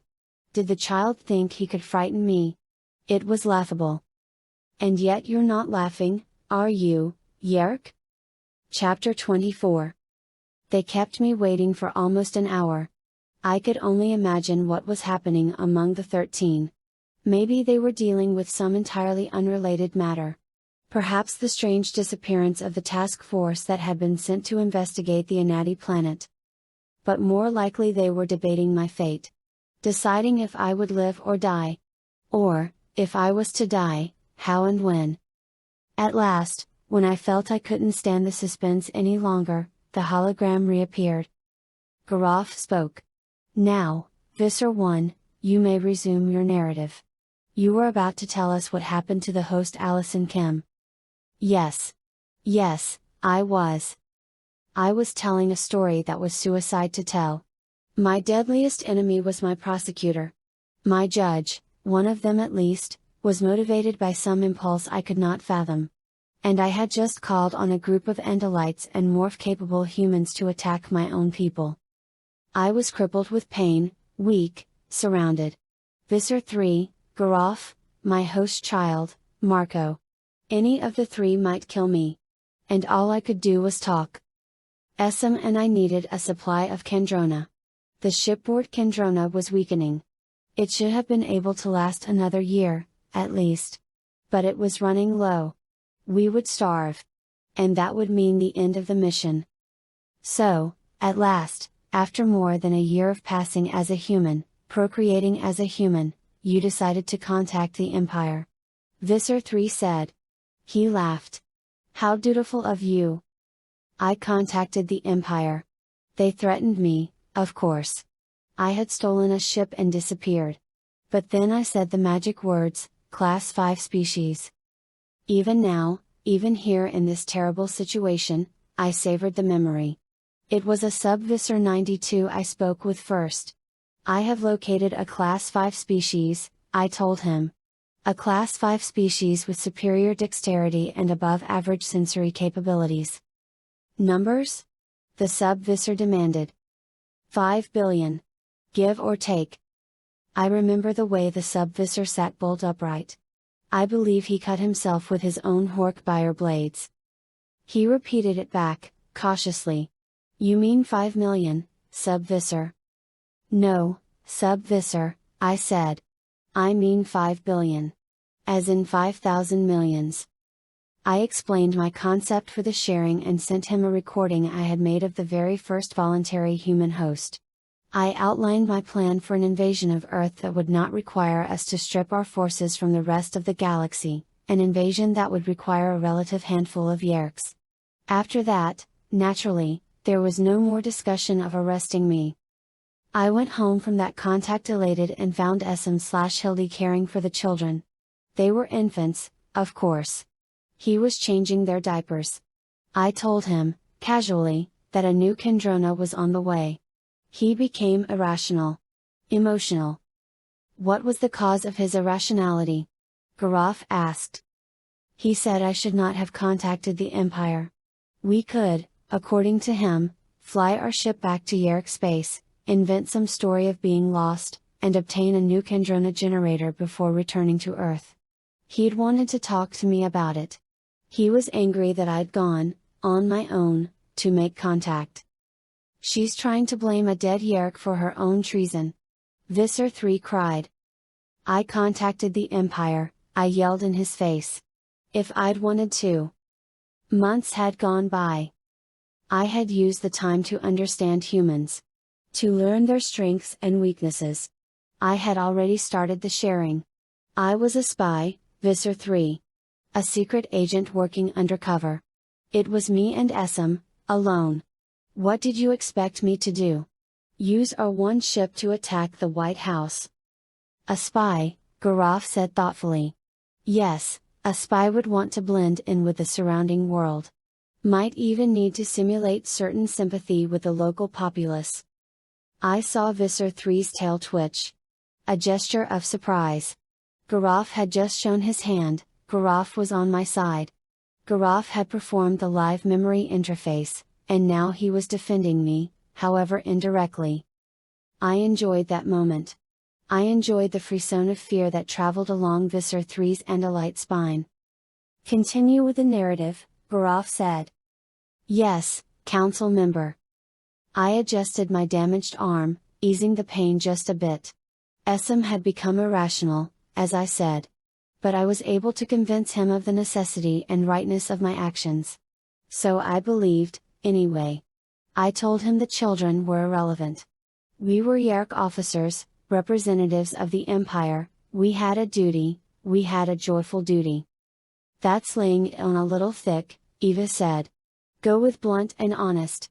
I'm guessing they don't get a lot of that. Now my host was giving advice. Helping. Trying to save me. It was the ultimate humiliation. And what did Essam reply? Garaf asked. He said, yes, you're right, of course. And I, for my part, continued to cajole and reason and explain. I still needed Essam's assistance, if I could get it. I told him I understood his concerns. And yes, I freely admit that the long time alone, cut off, and living as a human without the counterbalance of Yeerk companionship, had drawn me into an unprofessional sympathy with humans. With my host. And, through her, with the progeny. The children. That's it. Smart? Admit what's obvious anyway. But my emotional sympathies did not obscure my duty. I knew where that lay. I knew that this Class 5 species was a vital natural resource. I assumed that Essam would see all that, too. I did not see that Essam was weaker than I. We all know that Essam had risen at one point in his career to sub-Visser rank and had been demoted for improper behavior. Specifically, a lack of vigor. A lack of firmness. I thought Essam understood and agreed with me. I was wrong. Very nice, Yeerk, Eva said. You've dovetailed it all nicely with what Garaf saw in your memories. You had human sympathies, but you overcame them. How noble. We had relocated from Hollywood. I'd concluded that Hollywood was not the best place for an invasion I knew would have to go unnoticed for some years. Hollywood is watched. And Hollywood was already saturated with movements bearing a superficial similarity to my concept for the sharing. So we moved away, to a place where the sharing would have less competition for the credulous. It was easy to find a new job for Allison. But my life was becoming more complicated. I had by this time begun the sharing, and I was using a second host, part-time, for that task. I was constantly running from Allison's job to sharing related business, with a change of host between each. Very time-consuming. Where are you going, Essam? I demanded. Don't worry, I'll leave you the Kendrona, he said. I won't starve you. I actually thought I loved you. And for that I'll not hurt you now. What are you babbling about? I've just fed. I'll last 3 days. I'll release Hildy at that point. He'll be safe with the children by then. You think you're leaving? I cried. Yes, Allison. I am Sub-Visser 409, not Allison, I roared. Yes, Sub-Visser, Essam said. But I am no longer a member of the Empire. I have chosen death over a continuation of this despicable mission. Chapter 25. I could not believe my ears, council members. I was shocked. Stunned. I tried to understand. Despicable? Have you gone mad, Essam? We are Yeerks. Yes, we are. But we will have to find a better way than this, Essam said. I was in a rage. Betrayed. Betrayed by my own, by my subordinate. By Hildy, by Essam, betrayed. I ran for the hidden panel where we concealed the weapons. I reached in, grabbed one of the Drakon weapons, turned, and leveled it at Essam. Obey me or die now, I snapped. If you fire you may hit the children. Do you think I care? Obey me. I am your sub-visser. He put the children down and moved away from them. Kill me then, Edriss. I ordered my finger to squeeze the trigger. But at that moment my host rose up against me. She had lain in wait, biding her time, lulling me into a false sense of security. She attacked with all the force of mind she possessed. Naturally I regained control within seconds. But in those few seconds Essam leapt and snatched the Drakon beam away from me. That's a nice story, Yeerk. Is any of it true? I couldn't let him take my children. I told him, stop worrying, you fool, I can keep the children safe. They'll be ours. I'll be a full Visser, don't you see?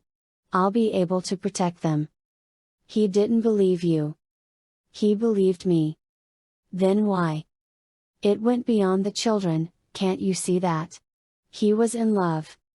With whom? Allison Kim, his own host, Hildy Gervais, humans. He was in love with it all. He was in love with love. He had gone over. He had become human, in some way.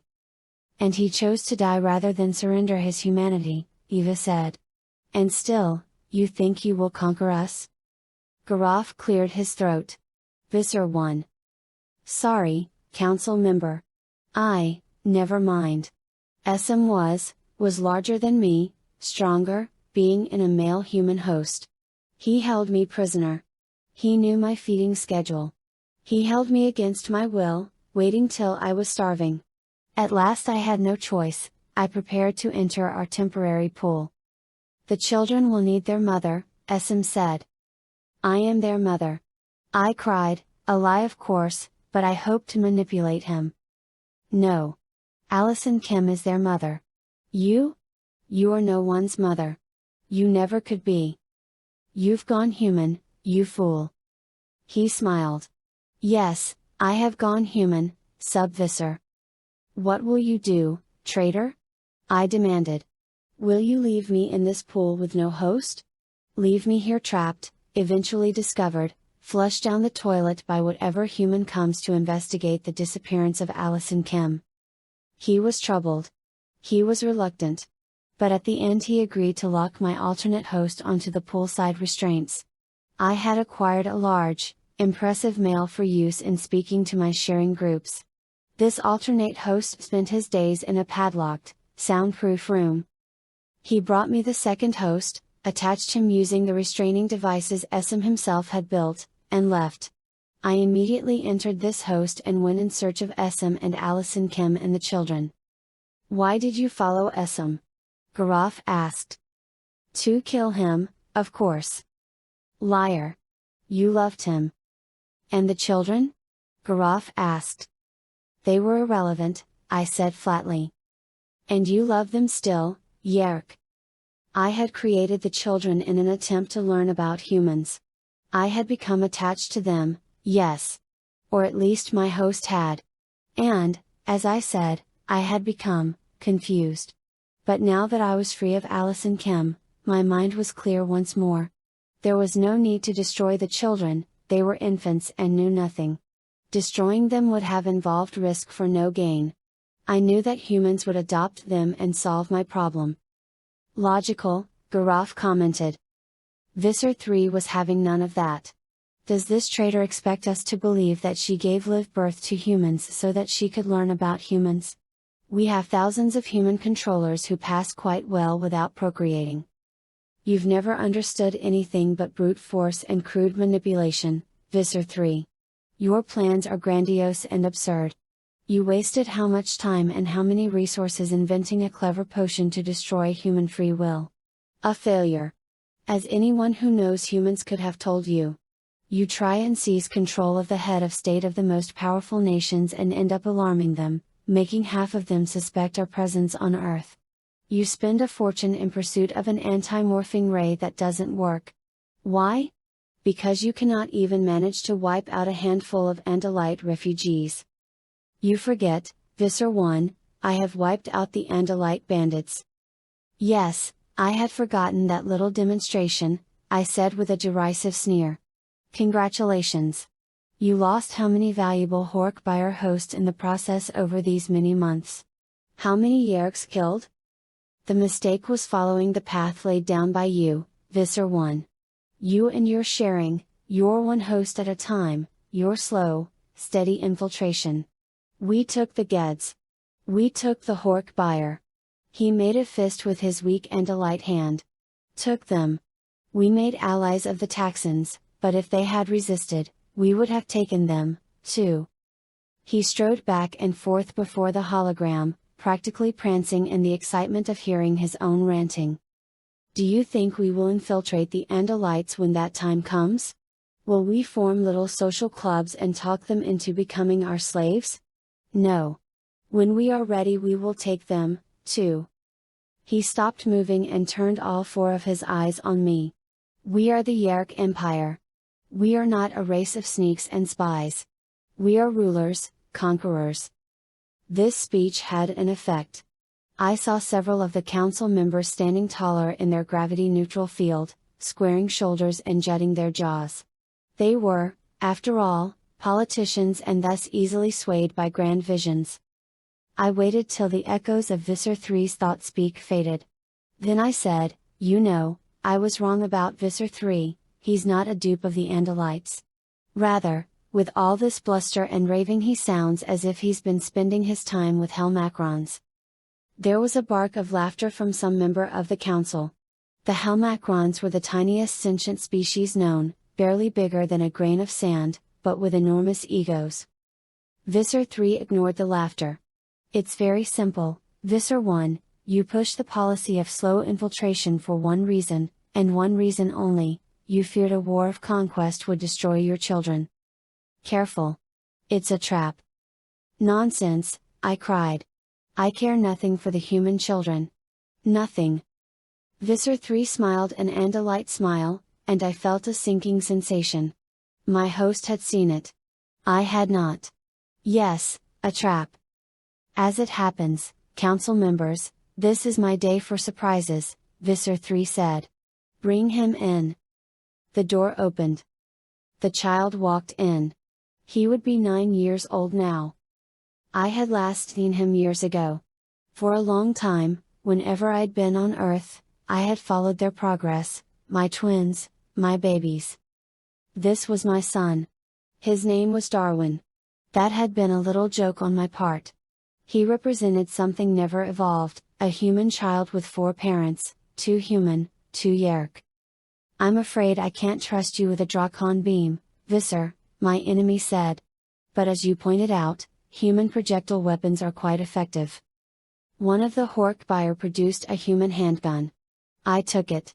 No choice. My hand was sweating, my heart, no. Not this. "A single bullet, Visser One. Show us. Prove to us that you care nothing for this human child." Chapter 26. I held the gun. And Darwin, my son, calmly took the barrel in his right hand and pressed the muzzle against his own heart. I understood. Darwin was a controller. The Yeerk inside his brain was holding the gun so that I couldn't spin around and shoot Visser Three. Holding the gun so that the only person I could kill was Darwin. The Yeerk's host body would die, my son would die. The Yeerk might be rescued in time. It was dangerous for him, though. Visser Three must have threatened him terribly to get him to do this. I looked at my son, the features that were a unique blend of Allison's Korean and Hildy's French physiology. The eyes, the hair, were Allison's. The skin was pale, the mouth wide, all Hildy's. Nothing of me, of course. How could there be? And yet, this child would not have existed but for me.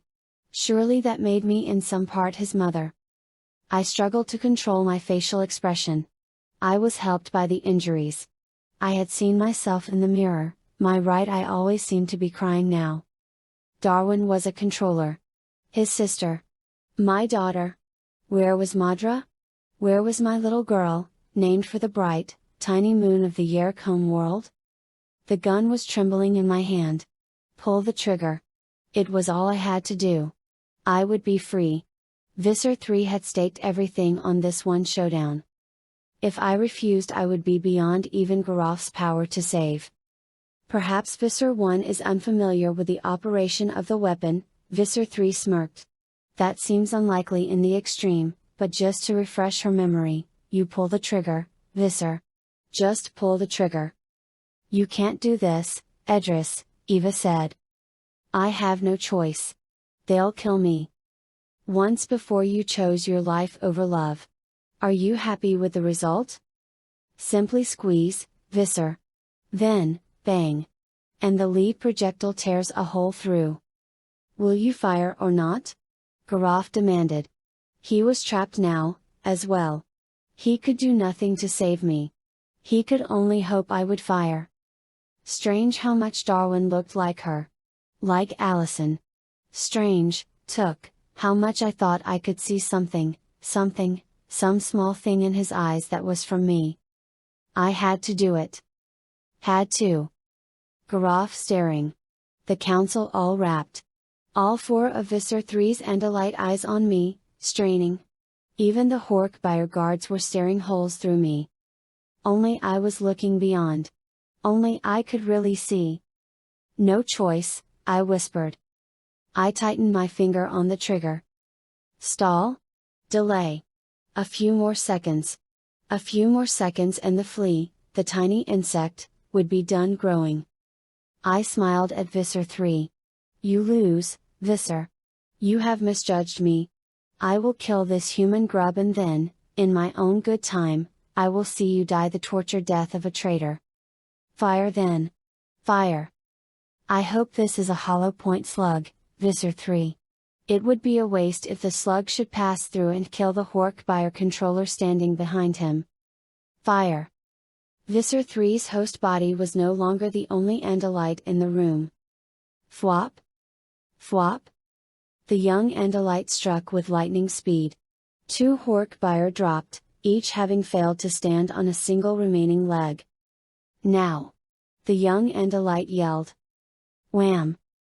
The door blew inward. A flash of orange and black, teeth and claws and dazzling speed, exploded into the room. A split second later there came a rolling, rumbling mass of shaggy off-white fur, large as a small truck.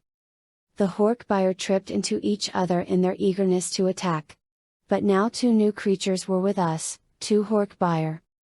The 2 morphed Hork-Buyer dived in amid the massed Hork-Buyer guards, sowing confusion and hesitation. It all happened in a second. A second to go from Visser Three's frustrated roar to utter mayhem. No! Visser Three cried. Darwin released his grip on the gun barrel. I swung the gun toward the polar bear and fired. The bullet hit. But if the polar bear even noticed, it showed no sign. Roar! Hork-Buyer controllers were down, left and right. One drew his Drakon weapon and fired. So. Whoosh! Ah! Backflash! The energy beam missed its target, burned into the rock wall and exploded in heat energy. Visser Three's blue Andalite fur crinkled and curled up black from the heat. Fool! No weapons! Visser Three ordered. Visser Three was in the battle, formidable as always in direct combat. But half the Hork-Buyer guards were already down, injured or worse. And from second to second in the melee it was impossible to tell our Hork-Buyer from theirs. Every Yeerk within the sound of my voice, to me. Visser Three bellowed. Reinforcements would be quick in coming. There were dozens of Hork-Buyer controllers within the Yeerk pool complex, and numerous Taxons, as well. Andalite filth. Darwin took a futile swing at the young Andalite and got the flat of a tail blade against his head in return. He went down, unconscious. Not dead. Safe. A Hork-Buyer talon stepped on his back. That would bruise but not cause permanent harm. The tiger and the polar bear were everywhere, slashing, roaring till I felt my ears would bleed. I crouched in a corner, hands over my ears, cowering, afraid, stunned at all the concentrated violence. I was helpless amid all these claws and teeth and talons and slashing blades. Human fingers were nothing without a weapon to hold. Behind you! One of the morphed Hork-Buyer yelled. The tiger spun, slashed, hissed, slashed again, all in the time a human eye might blink. A Hork-Buyer staggered back, holding his own internal organs in his hands. It was uncontrolled mayhem, a dozen combatants still standing, all crammed into a single room, no one running, not yet. Madness all around me. The polar bear slammed a piledriver shoulder into Visser Three's side and sent him sprawling. But the Visser was quick, with all the formidable physical prowess of a mature Andalite. He leapt toward the young Andalite. Face to face, they tail fought, fencers whipping their blades at a speed that cracked the air. I saw the council, hovering safe in their hologram. Again they were spectators at a battle. Like human fans at a sporting event. They called out advice, groaned at defeat, cheered at victory. One of the Taxon Council members became so excited he ate the head of a passing Get attendant in a single bite of his red-rimmed mouth. Now the council saw the truth. This was what it meant to fight the so-called Andalite bandits. Not the ludicrous shadow play Visser Three had staged earlier. This was the reality. I was almost afraid it would excite sympathy for Visser Three. Now the council members saw for themselves what a handful of morph-capable warriors could do. But no, it was too late for Visser Three now. He had lied to the council. Worse yet, he had treated them like fools. And now he had been caught in that lie. Visser Three slashed for the tiger, a blow no human could avoid. But the tiger jerked its eager, quizzical face back and swiped with claws that barely missed ripping open the Visser's chest. Reinforcements. Every Yeerk within the sound of my voice. Visser Three screamed. He was beginning to realize that he might be killed, right here, right now, with the entire council watching. But the next creature through the door was neither Hork-Buyer nor Taxon. It was a gorilla. So, Marco said to me. Was this what you had in mind? I nodded slightly. The gorilla, without turning its eyes away from me, slammed a cinder block fist into the face of a Hork-Buyer guard. Then he knuckle-walked over to me. He drew back his fist and, a split second later, everything went black. Chapter 27. I woke to pain. Eyes open. My nose flattened. I touched it with my good hand, then looked at my fingers. Blood, just starting to clot, not yet dry. So I hadn't been out for long. I was in a small, dimly lit tunnel or cave. It took me a few minutes to figure it out. Then I realized I was in a Taxon tunnel. The Taxons had made several branching off from the main pool. A dead, deflated-looking Taxon lay 20 feet away down the tunnel, guts spilled and stinking. I turned, looked over my shoulder, and got a terrible shock. The Yeerk pool complex was plainly visible. Not 50 yards away, heavily armed Hork-Buyer were racing here and there, looking, there was no doubt, for me. For us. And yet, despite the fact that we should have been in plain sight, they did not see us. Evidently we were behind a hologram. I did not see any sort of hologram generator. But then there was no reason the hologram generator couldn't conceal itself. One of the rocks might be the generator. The tiger, the polar bear, the two Hork-Buyer, and the young Andalite surrounded me, staying at a cautious distance. They were nervous, but not showing it too much. Marco sat on his haunches, human now, wearing bike shorts and a t-shirt. He watched me, his expression unreadable. You need to see a doctor, Visser. That damage wasn't all my doing. Visser Three, I whispered through broken teeth. Did you kill him? Marco shook his head. No. He morphed. We took off. Pity, I said. They'll find you here. We know. But not just yet. You have very sophisticated holographic capabilities, it would seem. Better than anything we Yeerks possess. I narrowed my eyes. Better, perhaps, than the Andalites possess. Just a little something we put together from stuff we bought at Radio Shack, Marco said. Now. Why are we here? You've served your purpose, I said. You can go. He nodded.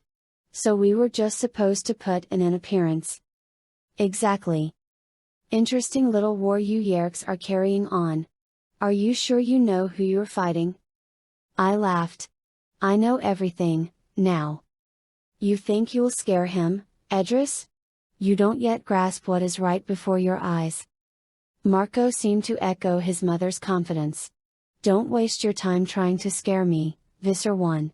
If we ever get taken prisoner, some Yeerk will have full access to my memory, everyone's memory, here. That phone call you made? Please come kick butt on my fellow Yeerks. That'll be known to your brother and sister Yeerks. He sees it, Eva said. He sees the trap you're in. The boy is clever, I admitted. He has grown. You infested me at random, so you believe. But I believe in higher powers, Yeerk. I believe I was taken so that my son would grow strong and wise and someday destroy you. Yes, that may all be true, Marco, I said. But if you are dead you'll talk to no one. Marco bit his lip. Looked down at the ground. Axe? He said. The young Andalite's tail blade was at my throat before I could blink. Here's the deal, Yeerk. You leave my mother. You do it right now. We'll throw you into the pool. Let you live a bit longer. Or my Andalite friend here twitches. You won't do it. You're looking at your mother's face. Her eyes. You can't. You're just a human, with all the usual human weaknesses. Marco stood up, but even standing he was only a little taller than me, sitting. You know what it says on the New Hampshire license plates? I shook my head in confusion. Access the memories, he said. My mom knows. We talked about it. At the time we thought it was kind of corny. But then, the more we thought about it, it wasn't corny at all. It was inevitable. I accessed the memories. Live free or die. Live free or die, Marco echoed. My mother walks out of here a free woman, or she dies. He doesn't mean it. I told Eva. Yes. He does. You have to let me talk to him. Me, without you. Me alone. 10 seconds, Marco said. Tick-tock. 10, 9, 8. Chapter 28. No. Do you think I'm a fool? You don't have a choice, Edriss. I can still choose between types of death, human. Do you think I will trust your vile, cold-blooded son there? He's sworn to kill me. 6, 5. He won't. Not if I tell him not to. You'll leave me without a host. Helpless. Blind? No, Edriss. Because Marco is my son. He has the ability to see clearly from beginning to end. He inherited that trait from me. It was monstrous. Impossible. My own host was bargaining with me. I had expected Marco and the bandits to attack. I had not expected them to seize me, take me prisoner. They had reversed the power dynamic. 3, 2. And now, I had no chance to survive. Not unless, somehow Eva was telling the truth. Could I trust her? I knew her better than anyone ever could. Had she seen the full picture? Would she do what she must? 1. I will release your mother, I said. I'll believe it when I see your nasty, slimy gray body come out of her ear, Marco said. All lost, I told myself. All my hopes. All my great dreams. All come down to this pathetic hope, the mercy of 2 humans who hate me. I began to disengage. Moments later I crawled from the ear canal. I felt myself lifted up in a human hand. I saw nothing. Heard only distant rumbling. Waited for the strong human fingers to close around me, crush me, helpless as I was. What now of all my power? I was helpless. Utterly, utterly helpless. For a long time I waited for death. And then, I sensed again the ear canal ahead of me. Eager, giddy, afraid I rushed to crawl back inside her. Yes. Yes. I was in touch with her brain. Safe. Yes, her eyes were mine, her hands, mine, her voice, mine. I saw tears running freely down Marco's face. The others, Andalite and beasts, looked away. For a long time, as I rummaged frantically through Eva's most recent memories, trying to figure out what had happened, no one spoke. And then, at long last, just as I began to access what I had missed, he nodded to the tiger. Sorry, Mom, he said to me.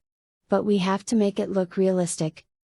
The tiger's paw moved, withdrew, and left behind 4 deep, bleeding gashes in my good arm. Another too fast to see movement and the Andalite slashed a shallow groove down my cheek.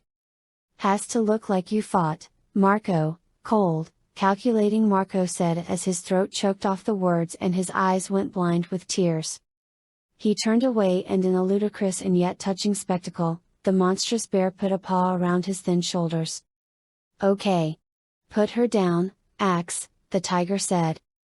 Thwop? I remained semi-conscious, as often happens when a host is injured. Many Yeerks know of this strange dreamlike state. Unable to make the host body do as commanded, unable to control the mind, but still sufficiently engaged to be able to see the dreams, watch the echoes of recent events. In this dream state I saw what had transpired. Saw my host, the boy's mother, explain to her son. Marco, you don't understand. If she turns up without a host, without me, they'll know something went on. They'll dig till they get the answers, Marco. She needs to die, Mom.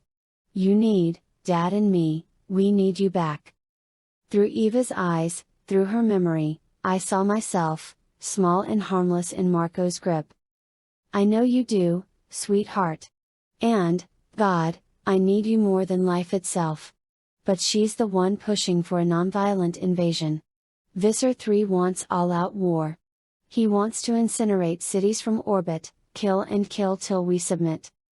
We'll never surrender. Marco blazed. Eva took his face in her hands. Marco, that's a nice sentiment, a brave ideal. But the truth is, Marco, humans do submit. Not all, and not always, but some, maybe most. Enough will submit, Marco. Enough to give the Yeerks what they want. And the rest will be dead. Millions. Billions. I saw Marco's hand tighten around me. I saw how close I came to that inexorable power crushing the life from me. You can't rely on slogans, my brave son. You have to win this war. For now Visser One must survive. Only she can restrain Visser Three. If she loses, or if she is seen as disloyal, he'll have his way. Marco was not convinced. Open war would mean humans could fight back, at least. Better to know the enemy. Know who to shoot. Yes, but we may well lose, Eva said. And even if we win, how many millions or even billions of humans can we sacrifice? I saw his face through Eva's memory. Saw him consider. A child. And he was now deciding the fate of Earth and the Yeerk Empire. Doesn't make sense, he said at last. If open warfare would work, Visser One would support it. So, either the Yeerks have reason to believe open warfare would fail, or Visser One has some other reason for going with a slow, infiltration thing. Clever, clever boy, I thought. I'll enjoy the day I see the end of you. Standing there, smug, reveling in my weakness, imagining yourself invulnerable. I'll find the way to make you scream. She has a reason, Eva said. Tell me. She has children.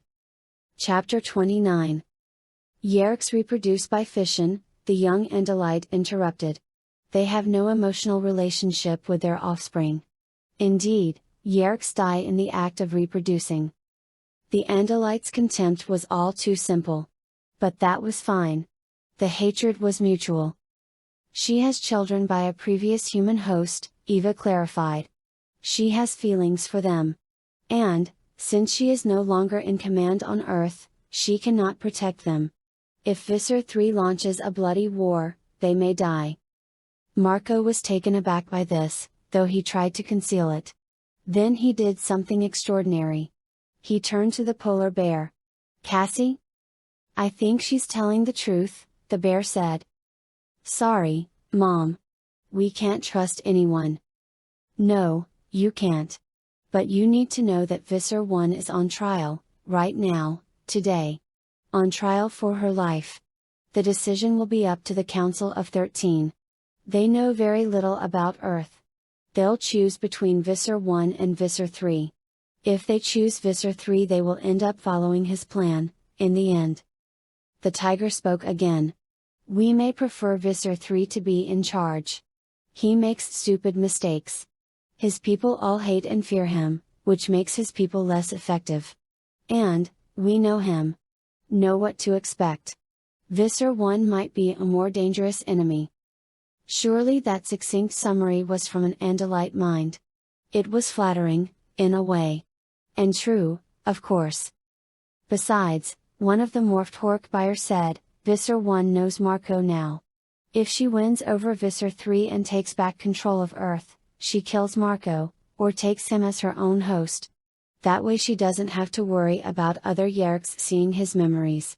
She can take him herself, hunt us down one by one, and we are done for.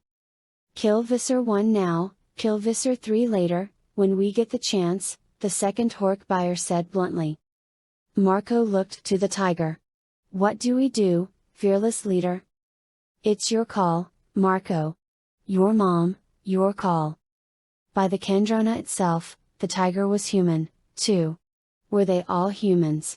All but the lone Andalite. I wanted to laugh. I wanted to run to Visser Three and spit the truth in his face. You incompetent fool, your every move has been stymied, not by highly trained Andalite gorillas, but by humans. By children. I know now that Marco looked down at me, helpless in his hand. He closed his hand around me but did not squeeze. I love you, Mom, he said to Eva. I know, sweetheart. I love you. And I am so proud of you. Yeah. Dad, Eva shook her head. He has to move on with his life, Marco. He thinks I'm dead. He's already grieved. And even now, the odds of my surviving are very small and remote. At last the boy lost his composure. For a moment the self-control that made him seem so old, weakened. You can walk away now, Mom, we can get you out of here. You could move somewhere far away, disappear. We can make it happen. We have the power. We have allies, friends, who have the money it would take. Eva hugged him close, squeezing with all her might. I lay there, still, in his fist. We each fight this war in our own way, Marco. Marco pulled away. He stepped back. Ran his hand through his hair and almost seemed to beat on his own head. Okay. My call. Then, here's the deal. Tell Visser One when she'll know, won't she? So, Visser One. The deal is this, if we hear that you have retaken control of Yeerk forces on Earth, we drop the dime on you. We contact Visser Three, the council directly even, and we tell them how you reached out to us. We've recorded this little meeting. The recording goes to your bosses, and that'll be it for you. Other than that, this whole thing never happened. That's the deal. You don't know us, we don't know you, we were never here. A recording? How? I looked around, searching for a recording device. Futile, of course. We were behind a hologram. With a hologram emitter this sophisticated anything could be hidden. And by the way, Marco added, if you get to thinking we can't contact the Council of 13, guess again. Not all your fellow Yeerks are loyal. He held out his hand, reluctance making him tremble. Not this time, Yeerk, he said to me. You don't die today. But someday. He gave me back to Eva. That's when I discovered how my fate was decided. Chapter 30. I lay there with my host unconscious. I could not see with her eyes or hear with her ears. I lay there, alone with only my own memory now. The bandits had presumably withdrawn. They had presumably turned off the hologram that concealed us. Soon someone would discover me. I could only hope it would not be a Taxon. A Taxon's loyalty and self-restraint were very doubtful when there was fresh meat to be had without a struggle. I lay, helpless, waiting for the swelling in Eva's brain to go down, for function to return. Waited, and remembered the story I had not told the council. I had lied to them. Of course, I had lied. Essam and I knew the Kendrona was running down. Starvation lay ahead. Essam said he would die rather than contact the Empire. Not me. I wasn't ready to die. I loved life as a human. Loved my life as Alison Kem, as Hildy's wife, as a mother. I had gone over. I was as much human as Yeerk. But how to survive? And much more important, how to rule?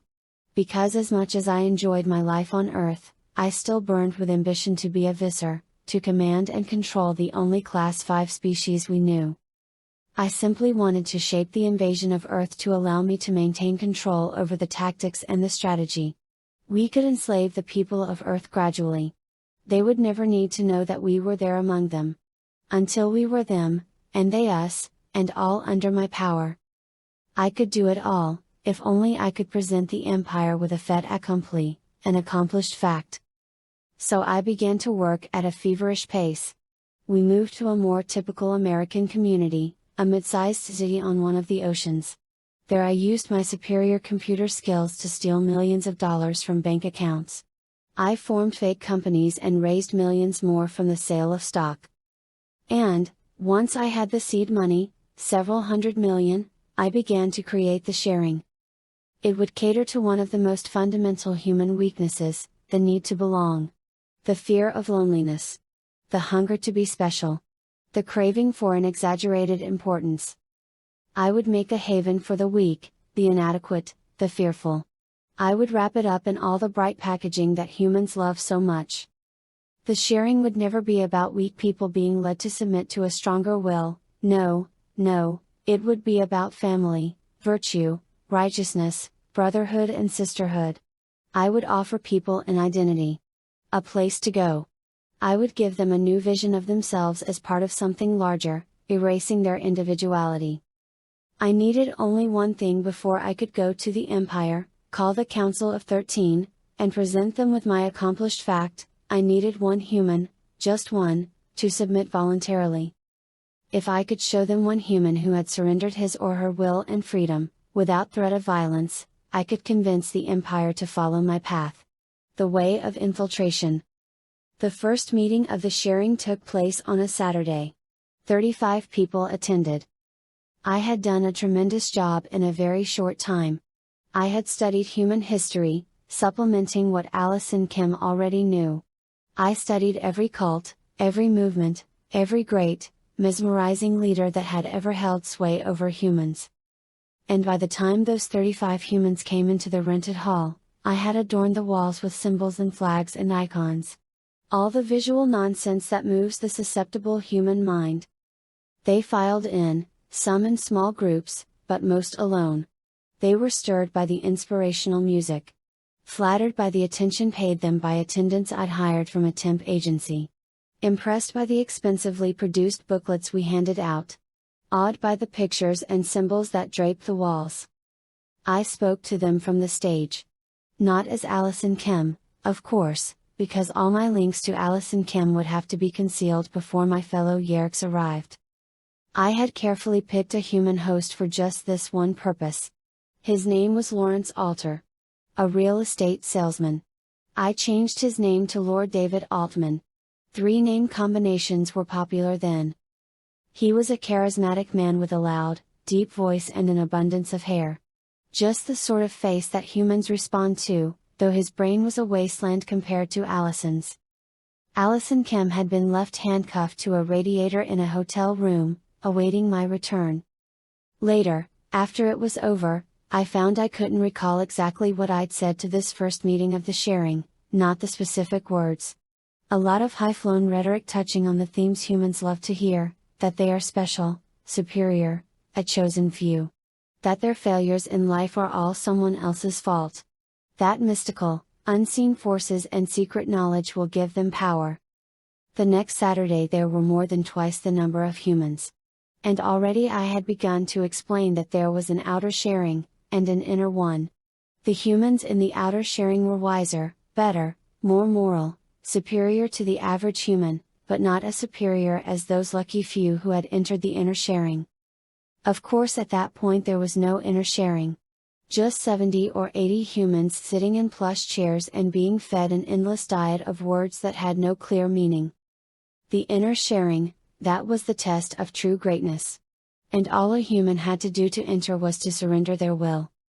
This was what Essam, who had infested only Lowenstein and Hildy, would not credit, that humans would surrender their freedom in exchange for empty words. But I had infested the lost soldier, and the even more lost Junie lines.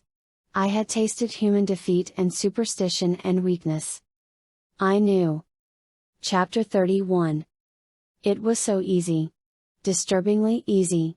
I had been in a human host for a long time, gone from the negligible Jenny Lines to the formidable Allison Kim. I had come to have some sympathy for humans, even as I plotted their destruction as a race. I had, or felt I had, human children of my own. And so, a part of me, a small part of me was like Essam and did not want to believe that humans could be this easily fooled. Part of me, a small part, was disappointed that I was right. The first was named Rich Huntley. He almost begged me to let him join the inner sharing. Why? I asked him. Why do you want to join? Because I really believe in all the things you're saying. You can believe without being in the inner sharing, I said. Why is it so important to you? It took a while, but in the end he told the truth. Because I want to be a part of something. Something big and important. Part of something. Anything, so long as he could be a part, and not be himself alone. If you join the inner sharing, it will mean losing all your individual will, I said. He shrugged. It will mean that you will never again be free of the sharing. I don't want to be free of it. I love the sharing. I love you, Brother Lore. You will be a part, different. Yeah. That's what I want. He was so willing, so eager, I suspected some sort of clever trap. It couldn't be this easy. Humans could not surrender their own individuality for nothing but a promise that they would be special. It was insane. One final test. Essam had left his host, agreeing to help me with this experiment. Poor Essam, he thought he would win the bet. I raised Essam from a small jar half filled with water. I held him in my hand. I knew how we looked to humans. Slugs? Worms? Leeches? The reference points were never flattering. The human, Rich Huntley, recoiled. The sight of Essam in his natural state sickened his human sensibilities. Rich, I said, this is a Yeerk. To become a member of the inner sharing, you must allow me to put him in your ear. He will enter your brain. He will take over your life. He was nervous, afraid. But then I'm in, right? Then I'm in the inner sharing, right? Right. Does it hurt? No. Okay. Okay, then. Yeah. Let's do it. Let's do it. We did it. Essam found himself looking out through Huntley's eyes at me. You win, Sub-Visser, he said. I was generous in victory. We win, Essam? All Yeerks win. And humans lose. The first law of evolution, Essam, survival of the most fit. And it's not as if we intend to eat them, I joked. We're not predators. We are parasites. They'll live. They'll be fed and be cared for. They'll be slaves. Look around that mind while you're in there, Essam. What else was this human good for? Essam left the host and we disposed of the human.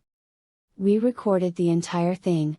Proof to the Empire that I had not only located a true Class 5 species, but that we could begin harvesting human hosts right away, without the loss of so much as a single Yeerk buyer.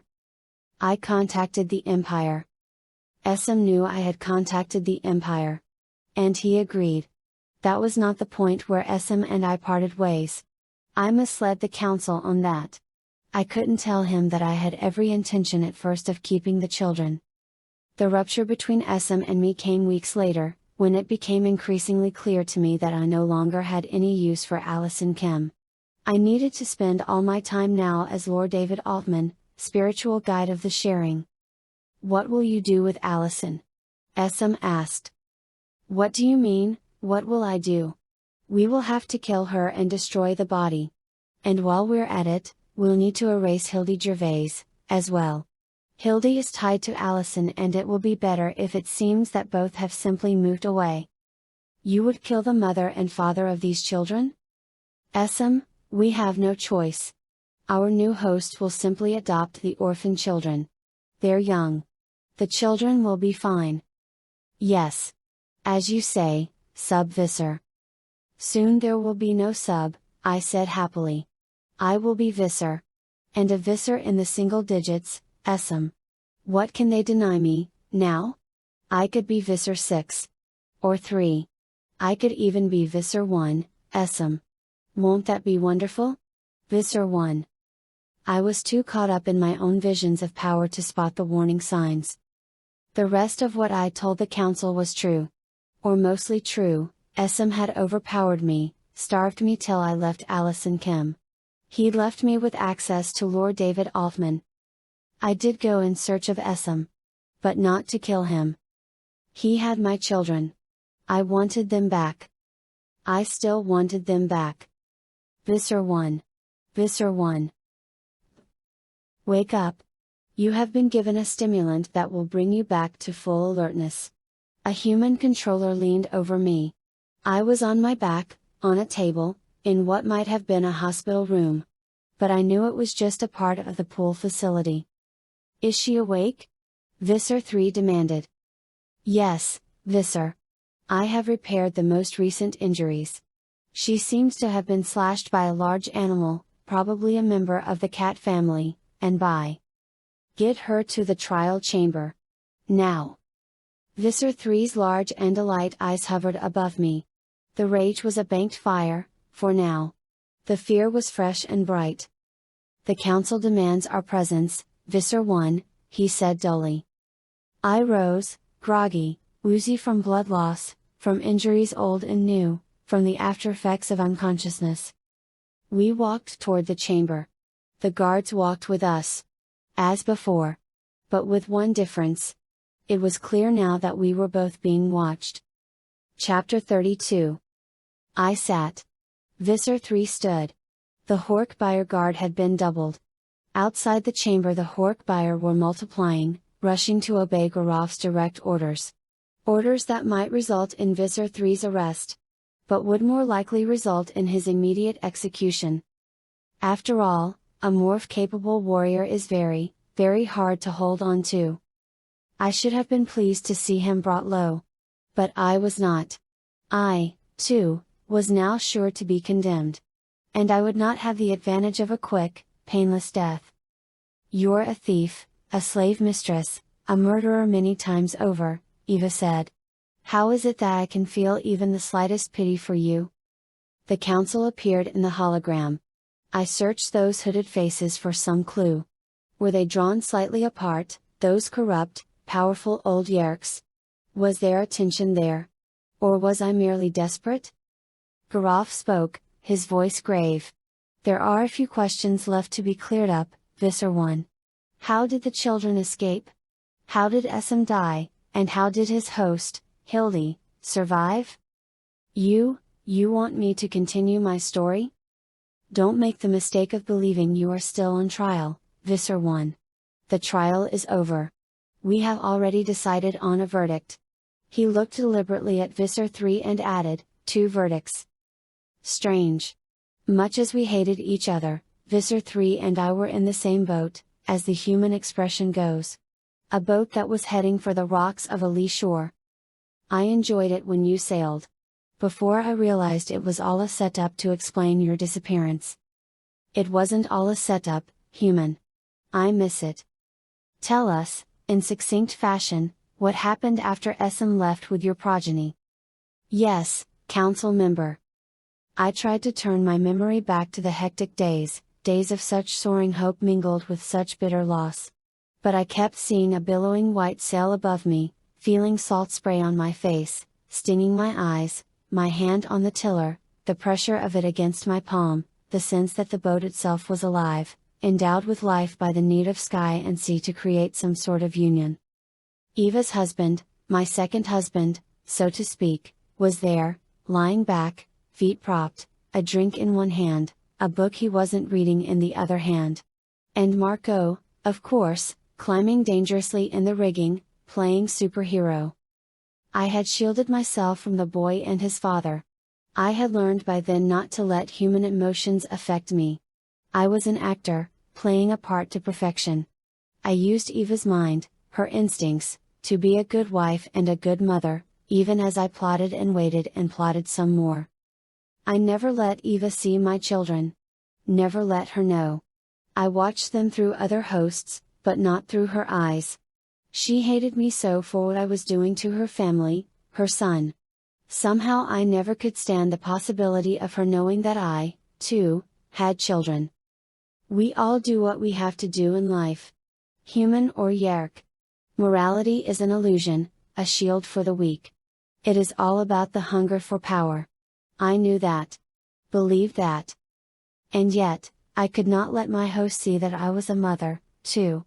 I could stand her hatred. I could not stand the insinuating pity, the appeals to a shared love. "We're waiting," Garaf said testily. "Yes. Yes," I said. "Hildy? Essem?" It was, it. I shook my head and received a jolt of pain from my twisted bones. "I went after them," I said. "I chased them. It was not easy. Essem was no fool. Allison was surely no fool. And Hildy had lived an interesting life. He knew the places a human could hide. Nevertheless, I found them. The twins were sick. Both with high fevers. Allison and Essem took them to a doctor. The doctor admitted them to a hospital, and their names popped up in a computer search. I was there very quickly. 3 days had passed. I knew Essem would be starving. I hoped to use the presence of the Kandrona to torture him. Starvation is so much more painful when salvation is near. "You were going to save him." "No. No, human, I was not. He had abandoned me. Spurned me? After all we. Jealousy? Jealousy? Don't be idiotic. Not jealousy, rage, rage. How could they? Essem? Allison? He had a duty to me. And she, hadn't I treated her kindly? And yet, she tricked me, used me, and then turned on me. My God, do you hear yourself? You use and enslave and kill without mercy and you expect loyalty? Visser One, if you are having some sort of difficulty in focusing. No, Council Member Garaf. I'm fine. I drew a deep breath and steeled myself, hoping at best to get through the end of the proceeding with some dignity. I found Essem starving.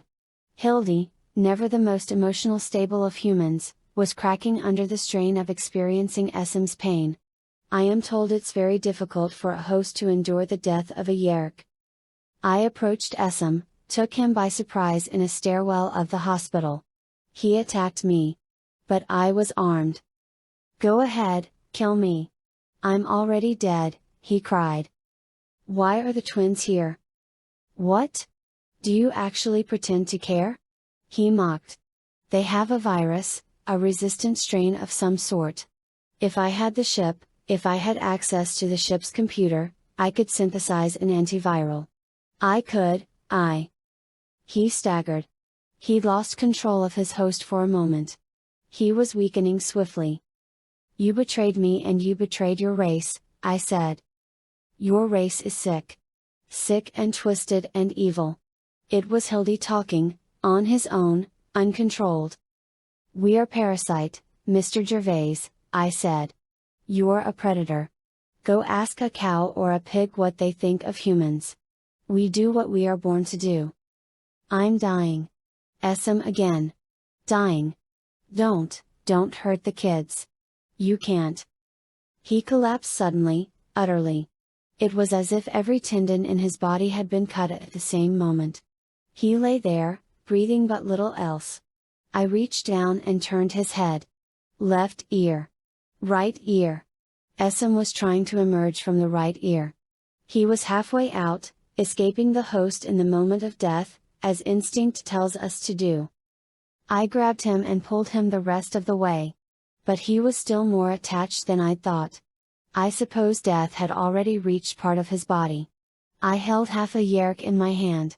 He moved very little, then he stopped moving altogether. I put him into my pocket. A strange moment. A moment I'll never forget. So small, we Yeerks, compared with the host bodies we take. So small I could stick my friend in my pocket. I was alone on Earth. The only Yeerk. It would take weeks for anyone else to arrive. Maybe months. I was more lonely than ever. Hildy woke, slowly. But he was not the same human. Bits of SM still stuck to his brain. Dead nerve endings were tied into his. Some of his neurons fired through dead Yeerk tissue. He tried to attack me. Pushed me out of the stairwell, into a corridor. He tried to choke me with his bare hands. Allison saw us fighting. Nurses and interns and security guards were running to intervene. They pulled Hildy off me. They dragged him away, raving about aliens. They held him for psychiatric observation. As soon as I could get free, I went after Allison. She was gone. The twins were still there. Allison had no choice but to leave them, of course. She was afraid I'd kill her, or infest her again. I knew she would come back for the children. I relied on it. She was very clever. She came back disguised as a doctor. A wig, colored contact lenses, so on. But I knew her too well. I killed her. My God! How could you do it? How could you do such an evil thing? No choice. If she lived, she'd have come after me. She was respected, believable. She was dangerous. She knew I was Lord David Altman. She knew how to find me. Garrof nodded. You eliminated this troublesome host. Yes. And the human Hildy? Obviously you did not kill him. The humans diagnosed him as mad. He could rave all he liked, it wouldn't matter. No one would ever believe him. And the children? Garrof asked. I left them where they were. In the hospital. In time they were judged to be abandoned and put up for adoption. That is where human pair-bonded couples take over care of another human couple's progeny. And then? I took a deep breath. It was all at an end, now. I waited for the first ships to arrive and I built the sharing. Once the first Yeerks arrived I began to work feverishly to acquire willing hosts.